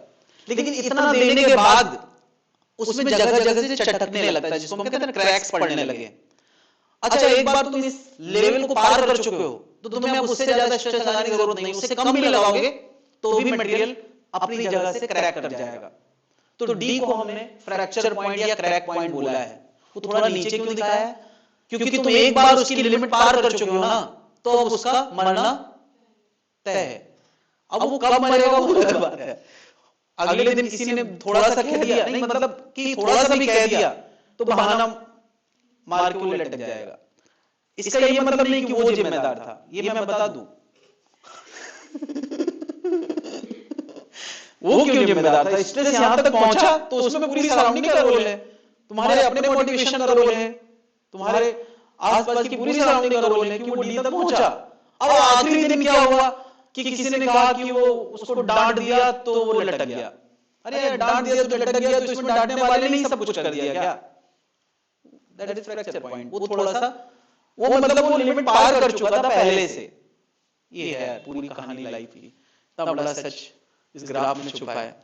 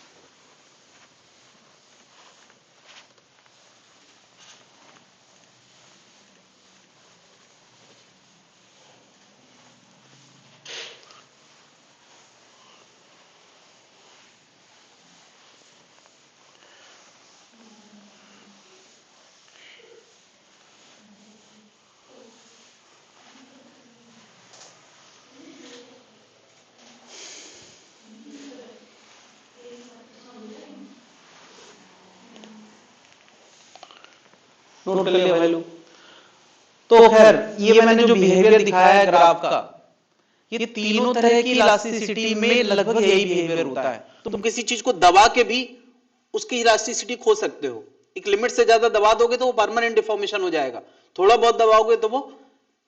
इससे हमें मटेरियल का बिहेवियर पता चलता है और दुनियादारी का भी, इंसान के अपने अंदर के स्ट्रेन का भी बिहेवियर पता चलता है, स्ट्रेस स्ट्रेन का बिहेवियर भी पता चलता है। खैर वो टॉपिक से रिलेटेड नहीं है। अब हमें ज्यादा बातें किसकी करना है? सबसे ज्यादा बातें हम यंग मॉडलर्स की करते हैं, तो जरा यंग मॉडलर्स पे और ज्यादा डिस्कशन कर लेते हैं।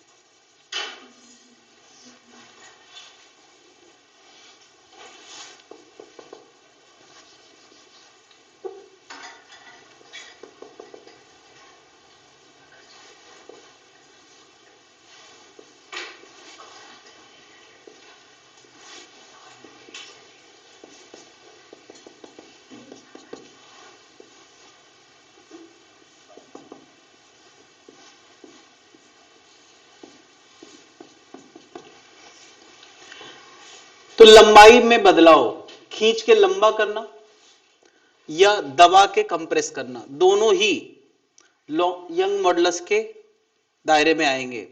ये क्या है, टेंसाइल स्ट्रेस, और ये क्या है, कंप्रेसिव स्ट्रेस या कंप्रेशनल स्ट्रेस। यंग मॉडुलस का फॉर्मूला हमने क्या पढ़ा है, stress upon strain delta L by.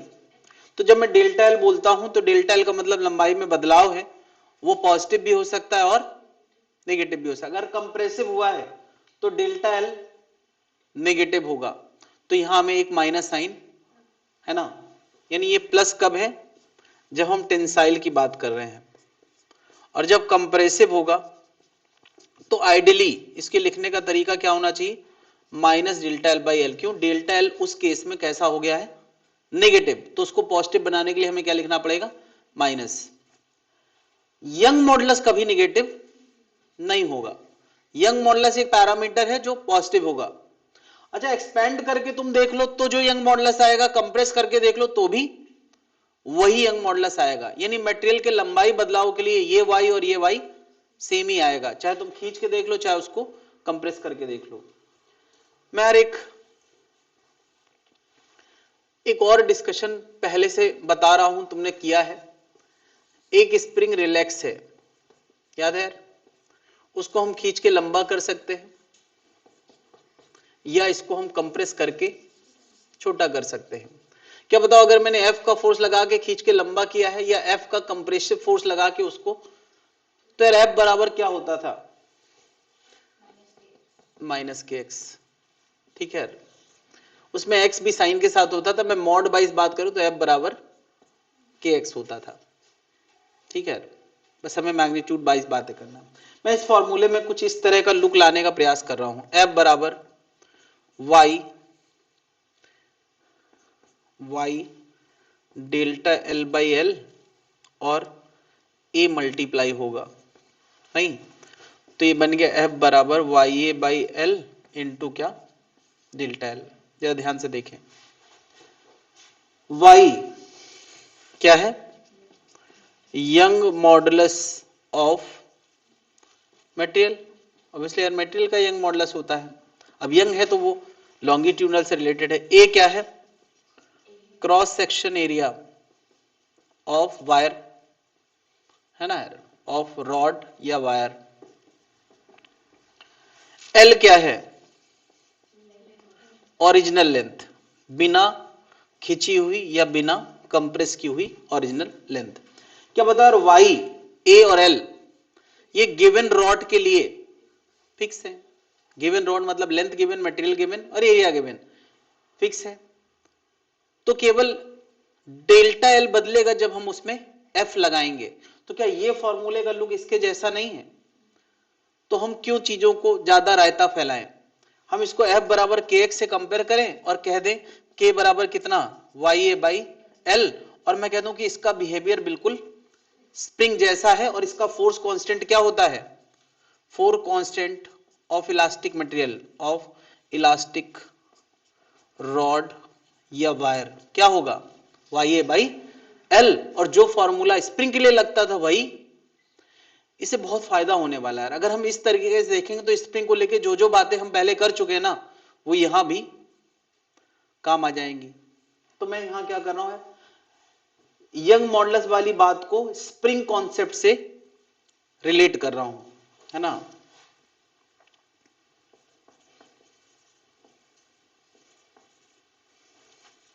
ये एनालॉगी बनाई है मैंने, है ना।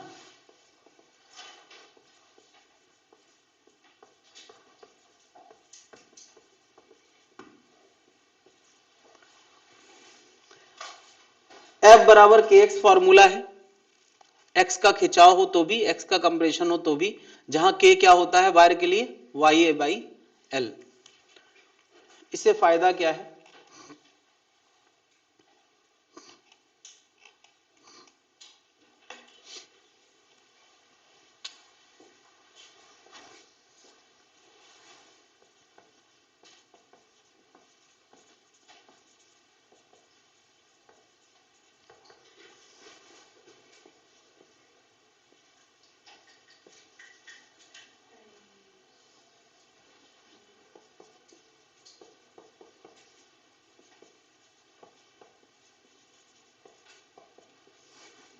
बहुत अच्छा, एक मटेरियल ये है, एक मटेरियल ये है, ठीक है, और उनको एक साथ किसी ब्लॉक से कनेक्ट कर रखा है, या किसी ने एक साथ इनको किसी फोर्स से खींचा है, ठीक है। तो क्या ये रॉड दोनों के अंदर एक साथ बदलाव होगा? जितना बदलाव इसमें होगा उतना बदलाव, तो ये कौन सा कॉम्बिनेशन है? क्या स्प्रिंग में हमने पढ़ा था? और ये भी पैरेलल है। तुम्हें याद है यार, एक खींचेगा और दूसरा दबेगा, वो भी क्या है? पैरेलल कॉम्बिनेशन है। उस केस में के इफेक्टिव क्या होता था? K1 प्लस K2, इसमें भी और इसमें भी, ये दोनों ही कॉम्बिनेशन क्या कहलाते हैं? Parallel, K1 plus. अब K1 क्या है? K1 है Y1 A1 by Y2 A2 by L2, तो K इफेक्टिव यहां ऐसे लाया जा सकता है। और क्या डिस्कशन इसमें हो सकता है? इसमें यार एक डिस्कशन और आगे निकल के आता है, K इफेक्टिव लाना। ये पहले K इफेक्टिव तो आ गया, Y इफेक्टिव लाना ये पहले नहीं था। सोचो यार, ये A एरिया का रॉड है, A1 एरिया का, और ये कितने एरिया का? A2 एरिया का। मैं कहता हूं इन दो रॉड के बजाय मैं एक रॉड यूज करना चाहता हूं, तो कितने एरिया का लूंगा? हाँ, A1 प्लस A2, तभी तो बराबर मॉलिक्यूल इन्वॉल्व होंगे। यहां A1 एरिया के मॉलिक्यूल A2 एरिया के मॉलिक्यूल मिला के कितने हो गए? A1 plus. नहीं, मैंने इन दोनों का इफेक्टिव डायग्राम बनाया है, ये इफेक्टिव डायग्राम है, और इफेक्टिव का मतलब होता है कि जो उसी के जैसा असर रखे, यानी जितना इन दो मिलके कर रहे हैं उतना ये अकेले रखे। तो इसका के इफेक्टिव मुझे क्या लिखना चाहिए? Y A1 plus A2 divide by, एक बात है, ये इफेक्टिव Y की बात तभी करेंगे जब L1 L2 क्या होगा? इक्वल होगा। अगर दोनों लेंथ सेम है तभी कोई तुमसे L इफेक्टिव Y इफेक्टिव पूछ सकता है। तो तुम्हें क्या करना है? जब दोनों की लेंथ सेम है तो लेंथ वही रखना है, और एरिया क्या कर देना है? ऐड कर देना है। अब कोई कहे इसका के इफेक्टिव क्या होगा, तो Y A1 प्लस A2, क्योंकि इतने एरिया के मॉलिक्यूल इन्वॉल्व हैं और लेंथ कितना? L। अब मुझे बताओ कि हम के इफेक्टिव की जगह ये रख दें? क्या रख दें?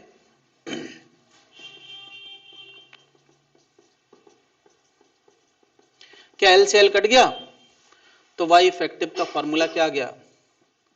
Y इफेक्टिव का फॉर्मूला आ गया Y1 A1 plus Y2 A2 divide by क्या? A1 प्लस A2, अगर कभी पूछा जाए। और क्या पूछा जा सकता है? तुम्हें याद है यार, एक m मास का ब्लॉक अगर स्प्रिंग के अगेंस्ट SHM करता है तो उसका टाइम पीरियड ऑफ SHM क्या होता था? T बराबर 2 pi under root m by. तो बस यार ये जो के इफेक्टिव तुम लाए हो, ये तुम चाहो तो यहां रख के उसके टाइम पीरियड ऑफ SHM लिख सकते हो। यानी स्प्रिंग में जैसे किसी चीज को थोड़ा सा ऑसिलेशन करा के छोड़ दो तो वो वाइब्रेट करता है, एक इलास्टिक मटेरियल में भी थोड़ा सा खींच के छोड़ दो तो वो वाइब्रेट करता है। क्या जनता समझ पा रही है?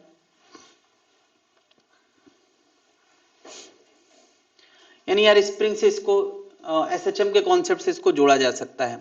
तो ये तो हो गया क्या? Parallel combination. ये दोनों ही पैरेलल कॉम्बिनेशन है।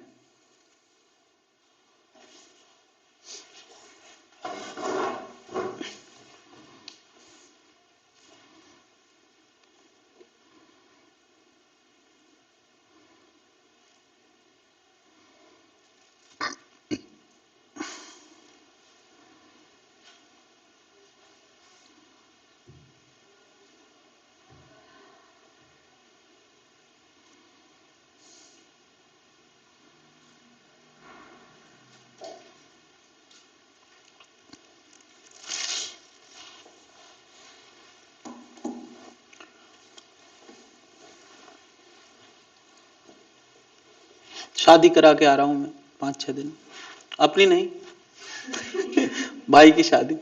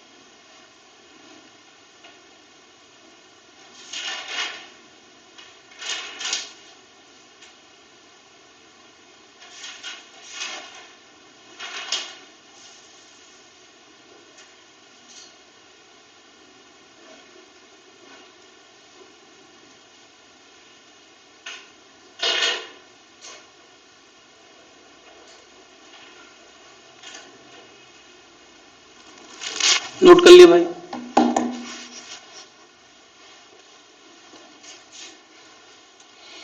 तो यही डिस्कशन हम लोग किसमें करने वाले हैं, सीरीज कॉम्बिनेशन में। पैरेलल सीरीज में अंतर यह है कि एक रॉड के बगल में अगर एक और रॉड जुड़ा है ऐसा, और यहां कोई ब्लॉक लगाया गया है उसके रिस्पेक्ट में, ये कौन सा कॉम्बिनेशन हो गया, एंड टू एंड कनेक्टेड है, एंड टू एंड कनेक्टेड है। तो बता यार सीरीज कॉम्बिनेशन में के इफेक्टिव क्या होता था, हाँ 1/k1 प्लस, मैं यार ऐसे ही लिख रहा हूं तो ज्यादा बढ़िया है क्योंकि 3 होंगे तो वो 2 वाला फॉर्मूला किसी काम का नहीं है। सोचा यार ये के इफेक्टिव होता था। अगर मैं यहां टाइम पीरियड ऑफ एसएचएम की बात करूं तो क्या लिखोगे, ऑफ एसएचएम क्या पढ़ा है तुमने, time period of SHM T equal to 2π√m1/k। मैं इसको n1/k लिख रहा हूं यार, वो सोचना ज्यादा अच्छा रहेगा। क्यों, क्योंकि सीरीज में हमें 1/k याद रखना ही ज्यादा आसान लगता है, और जब 1/k ही रखना है तो क्या लिखोगे 1/k1 प्लस, अच्छा k1 क्या, k2 क्या, तो यार यहां फॉर्मूले में क्या आ गया यार, L1/y1A1 और L2 अपॉन, क्या जनता समझ पा रही है, उसी से सीधे सीधे हम कॉपी पेस्ट कर रहे हैं और k को अलग से समझ लिया है क्या, YA/L। अब इसमें भी यार k इफेक्टिव का डिस्कशन हो सकता है, y इफेक्टिव, लेकिन y इफेक्टिव तभी पूछा जाएगा व्हेन A1 A2 क्या हो, सेम हो, तभी पूछा जा सकता है, वरना उसका कोई मीनिंग नहीं निकलेगा। मैं क्या कर रहा हूं, ऐसे 2 रॉड हैं जिनका एरिया क्या है, सेम है, और हम 2 रॉड या 3 रॉड की जगह एक रॉड सोचना चाहते हैं, तो क्या कितने एरिया का बनाएंगे, ए एरिया का, कितनी लेंथ का बनाएंगे, L1 प्लस, तो क्या हम इन 2 रॉड की जगह इसको उसका इफेक्टिव कह सकते हैं कि नहीं, ये 2 थे और ये 1 है, जितना के इन दोनों का मिला के था इसका, क्या इसका y इफेक्टिव हमें चाहिए है, एक मटेरियल का हमने रॉड इमेजिन किया है, y इफेक्टिव क्या आएगा, कैसे लिखोगे, जहां k इफेक्टिव लिखा है उस k इफेक्टिव की जगह क्या लिखने वाले हो, y effective into A divide by, यानी यहां पे y effective into A divide by L1 plus,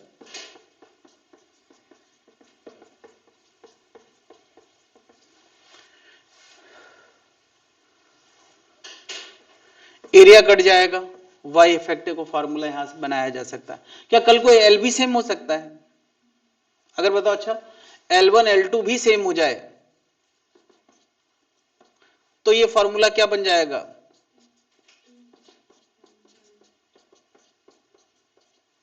LL cancel, ये और पर्टिकुलर बन जाएगा।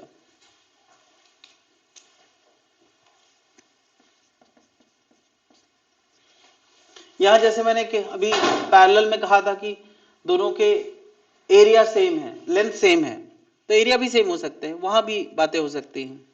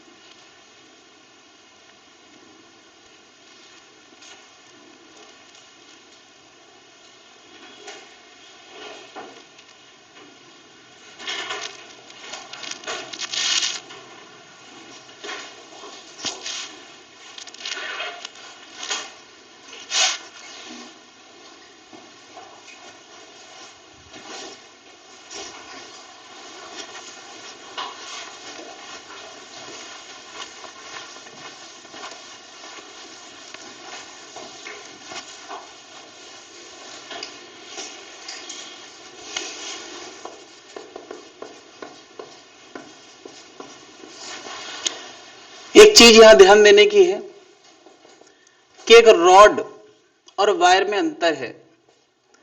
रॉड एक्सपेंड भी किया जा सकता है और कंप्रेस भी किया जा सकता है, मगर वायर को हम एक्सपेंड कर सकते हैं, उसको हम कंप्रेस नहीं कर सकते हैं। कैसे? क्या एक पतले से वायर को तुम खींचना चाहो तो खींच के लंबा तो कर सकते हो, लेकिन क्या उसको तुम कंप्रेस करके छोटा कर सकते हो? जैसी छोटा करने की कोशिश करोगे तो वो स्लैक हो जाएगा। रॉड को तुम खींच के लंबा भी कर सकते हो नहीं, और तुम चाहो तो उसको थोड़ा बहुत कंप्रेस भी कर सकते हो। जितना मोटा रॉड होगा उसमें कंप्रेशन उतना इजीली होगा, without deformation, without shape bending, है ना। जितना पतला वायर होगा उसमें तो शेप बेंडिंग तुरंत हो जाएगी। वायर और रॉड में ये अंतर है। तो इससे क्या हमें क्या लेना देना है? इससे हमें लेना देना है, सोचो, एक रॉड और एक वायर दोनों को ऐसे रख दिया जाए और यहां पर मैं किसी एम मास के ब्लॉक को मीन के अबाउट आगे एसएचएम कराऊं। ये वायर है और ये रॉड है, तो इसका आधा एसएचएम जब होगा उसमें ये एक्सपेंड करेगा और ये एक्सपेंड करेगा, यानी दोनों ही उसको वापस लाने में लगे होंगे। लेकिन जब ये आधा एसएचएम ये वाला चलेगा तो रॉड तो उसको धक्का दे रहा होगा, वायर उसको धक्का, क्योंकि वायर स्लैक हो जाएगा, वायर अपोज नहीं करेगा। यानी यार इसका एक्सपांशन हाफ एसएचएम किसके इफेक्ट में है?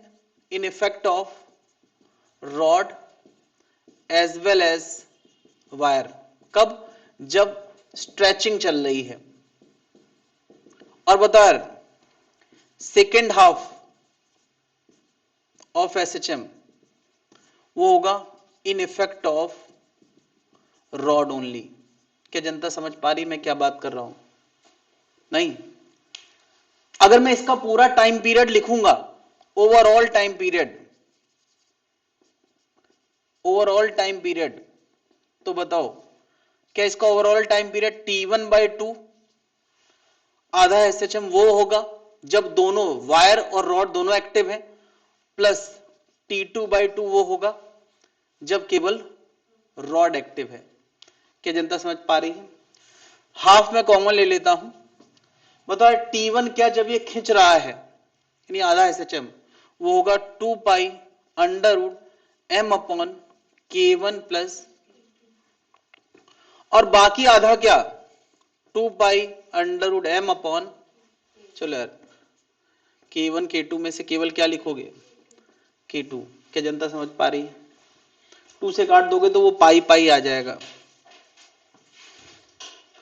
π√m/K1 plus K2। अच्छा K1 का क्या मतलब है सबको पता है यार, y1a1/L1, और K2 का मतलब क्या है, y2a2/L2।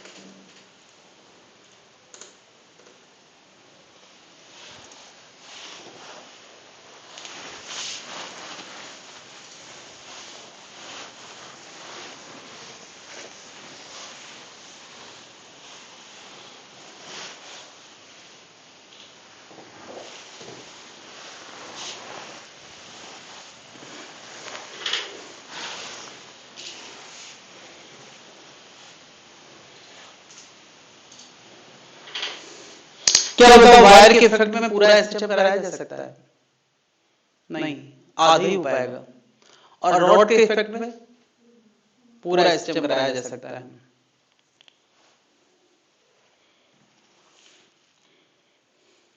क्योंकि हम लोग एसएचएम पढ़ चुके हैं तो इस टॉपिक में हमें उसका माइलेज मिलेगा, इसीलिए पहले एसएचएम पढ़ा है फिर इलास्टिसिटी पढ़ रहे हैं।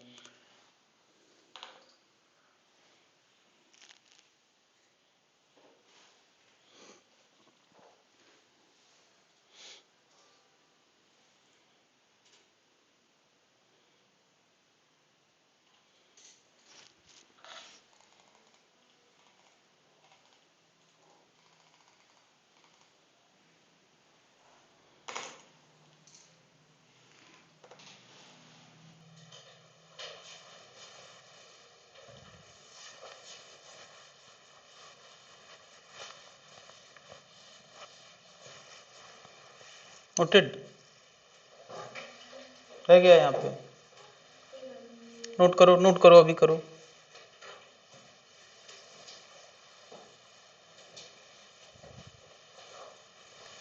इसने नोट कर लिया है, कृति, क्या नाम है, कृति।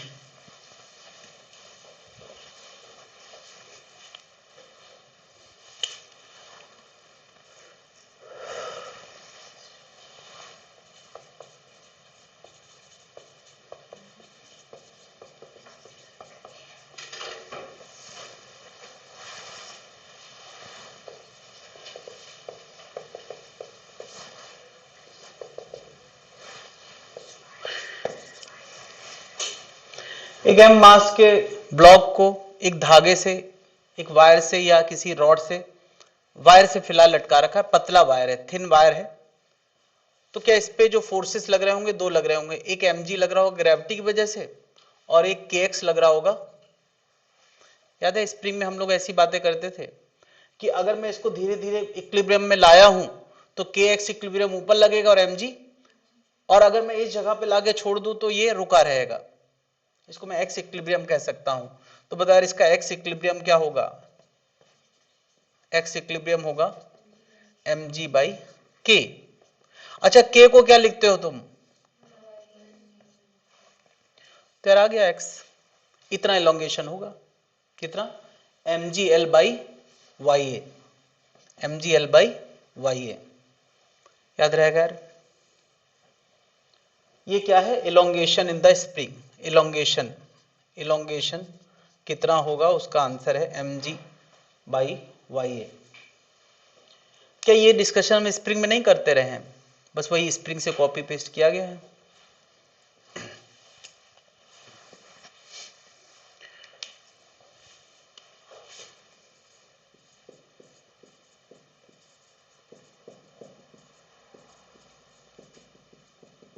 जब मैं इसको यार थिन वायर कह रहा हूं तो इसका मतलब सेल्फ वेट निगलेक्ट किया गया है, इसका अपना कोई वेट नहीं है।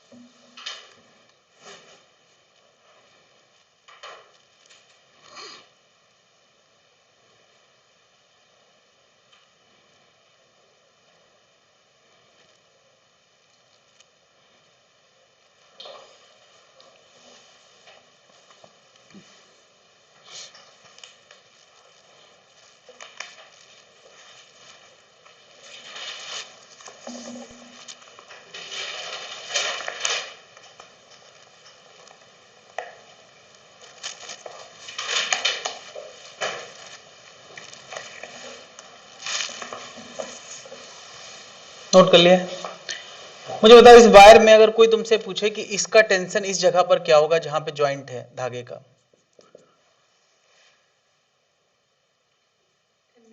mg। क्यों? m लटका है तो यहां टेंशन कितना होगा? mg।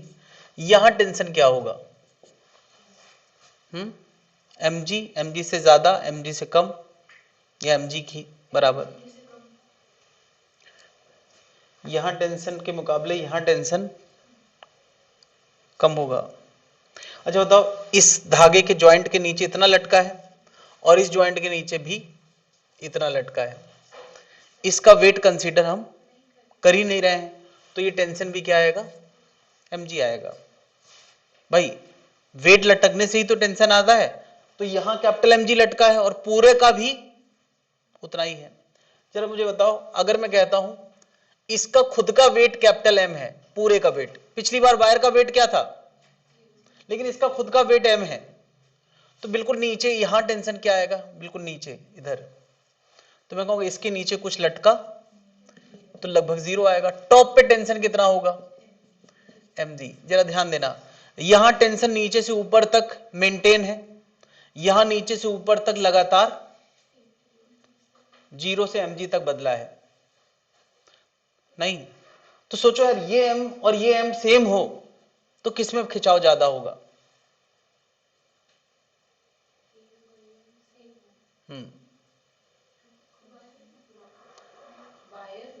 वायर में। क्यों?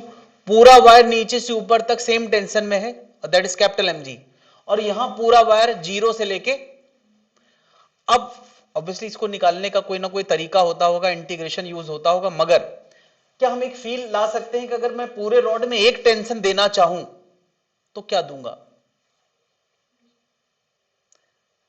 तो ये पक्षपात हो गया। हम कह रहे हैं कि ऊपर वाला टेंशन पूरे में मान लो, 0 देना चाहे तो भी पक्षपात हो गया। हम कह रहे हैं कोई टेंशन नहीं, ये भी गलत है। अगर मुझे एक टेंशन देना हो तो वो हम mg/2 लिख सकते हैं। जहां ज्यादा टेंशन जोन है वो ज्यादा खींचेगा, जहां कम टेंशन जोन है वो कम खींचेगा। लेकिन अगर दोनों को हम एक टेंशन देना चाहें तो क्या दे सकते हैं? mg/, तो बताओ इसका खिंचाव क्या होना चाहिए? क्या होना चाहिए? ये आंसर याद है तुम्हें? mg/L/2ya। यार ऐसे बस याद रखना पड़ेगा, क्योंकि मैं इसकी मेथड में नहीं जाना चाहता हूं। क्या ये हजम नहीं हो रहा है कि जहां पिछली बार mg आया था यहां क्या आ गया है? mg/2। और ये होना भी चाहिए, क्योंकि यहां पूरे में mg टेंशन था, यहां वो टेंशन रिलेटिवली कम है। तो मुझे बताओ, अगर इसका वेट m1 है और इसमें एक m2 लटका भी है, तब x कितना होगा? दोनों चीजें आ गई।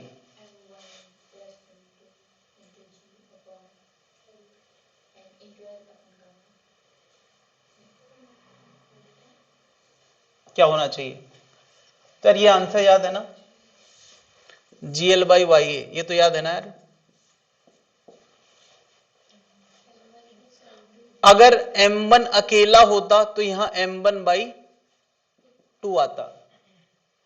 चलो इसका m1 इसका m2 नाम दे दे। अगर m1 अकेला होता तो यहां m1g आता। अगर m2 अकेला होता m2/2 आता कि नहीं? तो बस दोनों का ही कॉम्बिनेशन है कि जनता हजम कर पा रही।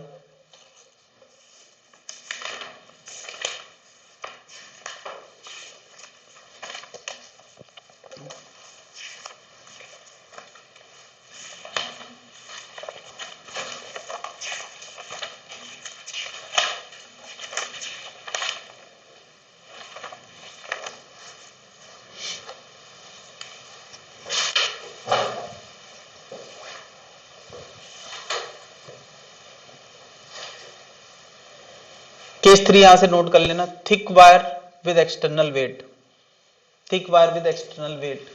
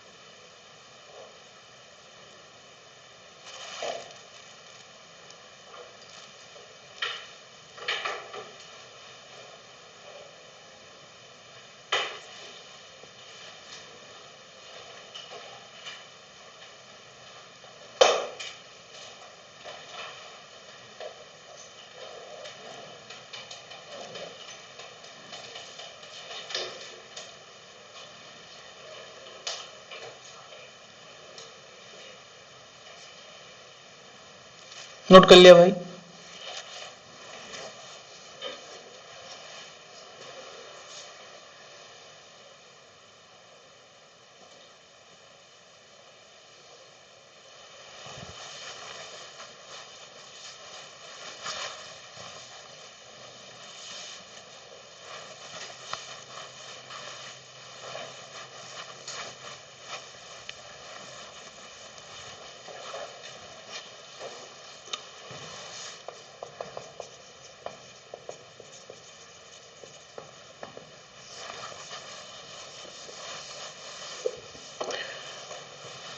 एक स्प्रिंग अगर x के एलोंगेशन में होती थी, x के एलोंगेशन में, तो उसमें स्टोर्ड एनर्जी क्या होती थी?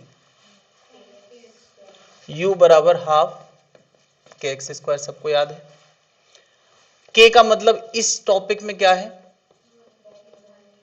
l नहीं, और x को हम यहां पर डेल्टा l लिख रहे हैं ज्यादातर जगह पे, है ना। हाफ, एक चीज मैं यहां f बराबर के एक्स लिख दूं, के एक्स, ओके। एक ये के एक्स स्क्वायर था, तो हाफ के एक्स इंटू एक्स लिख दूं, चलेगा। के एक्स को मैं क्या लिख सकता हूं? एफ इंटू क्या? X, okay. F by A stress strain. यहां मैं ए से डिवाइड कर रहा हूं, ए से मल्टीप्लाई कर रहा हूं, किसी को दिक्कत? कि एक्स की जगह एफ लिखा है और एक्स की जगह एक। बता एफ बाई ए क्या होता है? स्ट्रेस। क्या होता है? स्ट्रेस इंटू एक्स इंटू ए। मैं इसमें एल से डिवाइड कर रहा हूं, एल से मल्टीप्लाई कर रहा हूं। एक्स बाई एल क्या हो गया? अरे एक्स को हम डेल्टा एल लिखा करते थे, चेंज इन लेंथ। ये क्या हो गया? हाफ स्ट्रेस इंटू क्या? स्ट्रेन। और एल इंटू ए क्या हो गया? Volume of the body. सोचो यार, हमारे पास एक छोटा सा मटेरियल है, उसके अंदर उसी स्ट्रेस पे और उसी स्ट्रेन पे मॉलिक्यूल है, और एक इतना बड़ा रॉड है, उसके अंदर उसी स्ट्रेस और उसी स्ट्रेन में मॉलिक्यूल है। तो यहां कम स्प्रिंगें खिंचाव में होंगी और यहां ज्यादा वॉल्यूम, मतलब बहुत ज्यादा number of rooms of atoms involve हैं, तो उसमें स्टोर्ड एनर्जी भी, यानी तीन चीजें आई हैं। स्ट्रेस स्ट्रेन बदलेगा, मतलब हर मॉलिक्यूल किन हालात में वो बदल गया, तो भी एनर्जी बदलेगी। और नंबर ऑफ मॉलिक्यूल बदल गए तो वॉल्यूम बदल गया, तो भी एनर्जी। भाई ज्यादा इन्वॉल्व है मॉलिक्यूल के कमरे, तो ज्यादा एनर्जी, कम तो क्या ये एनर्जी किस में आ गई? जूल में। और बहुत लॉजिकल आंसर आया है और याद रखने लायक भी है, स्ट्रेस स्ट्रेन इनटू वॉल्यूम। अब हम फिजिक्स में कई बार ऐसा देखे कि जब एनर्जी के फॉर्मूले में कोई डायमेंशन आ जाती है, तो हम क्या एनर्जी को ऐसे देख रहे हैं कि स्ट्रेस स्ट्रेन सेम है तो वॉल्यूम बदलाओ तो एनर्जी बढ़ेगी। वॉल्यूम, हम एक वॉल्यूम से इंडिपेंडेंट टर्म बनाना चाहते हैं, उसका नाम रखा है एनर्जी डेंसिटी। ये पहली बार नहीं पढ़ा हम लोगों ने, एनर्जी डेंसिटी पहले भी कई बार आया है। अगर वो जूल में था तो ये जूल पर क्या फॉर्मूला बन जाएगा? बात समझ रहा है? तुम चाहो तो इसको और भी लुक में लिख सकते हो। क्या बता रहे? मैंने E बराबर स्ट्रेस अपॉन स्ट्रेन पढ़ाया है कि नहीं? तो तुम चाहो तो स्ट्रेस गायब करके क्या लिख सकते हो? E into strain. नहीं लिख सकते स्ट्रेस की जगह, तो ये फॉर्मूला बन जाएगा E इंटू स्ट्रेन स्क्वायर। क्या बन जाएगा? दूसरा हम तुम क्या कर सकते हो? स्ट्रेन गायब करके स्ट्रेस अपॉन E लिख सकते हो। तो ये फॉर्मूला क्या बन जाएगा? ये बन जाएगा half E into strain square, और यहां बन जाएगा half stress square by E। तुम यार एक याद रखोगे तो दूसरा भी याद रह जाएगा, और पूरी चीजें एकदम कनेक्टेड, कभी भी रिकवर कर सकते हो।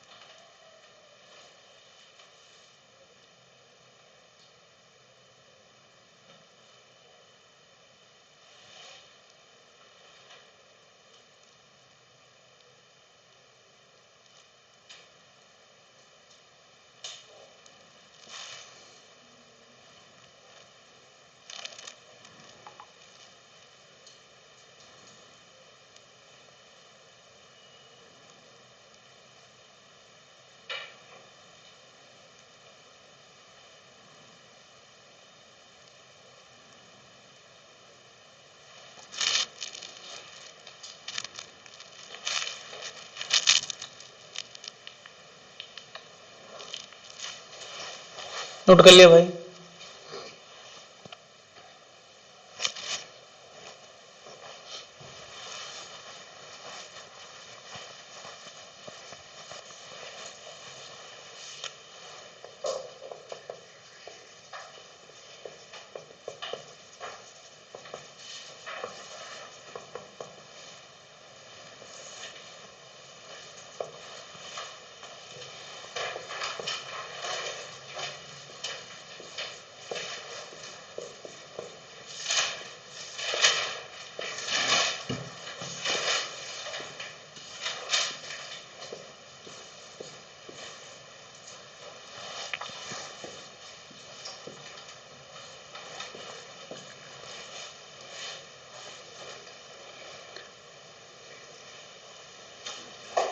मुझे बताओ, एक रॉड को अगर खींच के लंबा किया गया है तो मॉलिक्यूल लेवल पे क्या उसके कमरे का साइज भी बढ़ जाता होगा? K equal to Y A by L होता है, हमने रॉड के लिए पढ़ा था, ठीक है। Y की जगह Y आएगा, लेकिन अब मैं मॉलिक्यूल के कमरे में बात करूं कि कितने क्रॉस सेक्शन एरिया, ये inter atomic distance R not है। R नॉट क्या है? इंटर एटॉमिक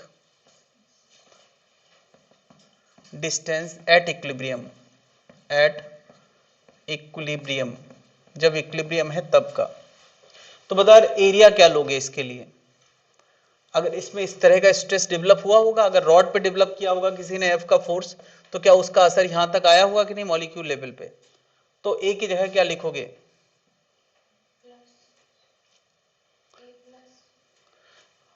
एक ये दिया ही नहीं है, मैं inter atomic distance R not दिया हूं, तो क्या इस एरिया के अगेंस्ट ही तो वो फोर्स डेवलप होगा? वो एरिया क्या होगा?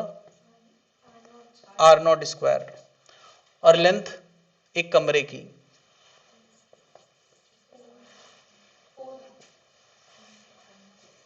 लेंथ तो लेंथ ही है। उस नीचे वाले प्लेन और ऊपर वाले प्लेन का फासला R नॉट है, नीचे वाले प्लेन को खिसकना होगा जब लंबाई बढ़ेगी, तो वो लंबाई R नॉट से कुछ बढ़ गई होगी। R नॉट कट गया तो वो क्या आ गया? Y R not. ये फॉर्मूला ही हमें याद रखना है, इंटर एटॉमिक डिस्टेंस का फॉर्मूला क्या बन गया? Y R not.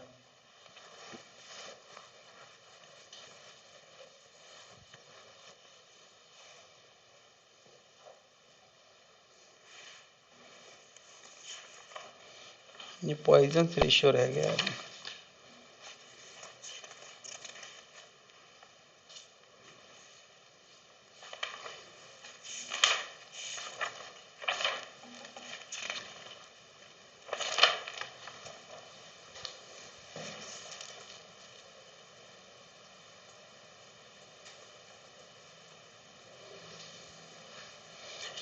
इसका फोटो खींच लो। ये रिलेशन अब शायद इस पे क्वेश्चन नहीं पूछे जा रहे हैं, इसका फोटो मैं शेयर कर देता हूं ग्रुप में।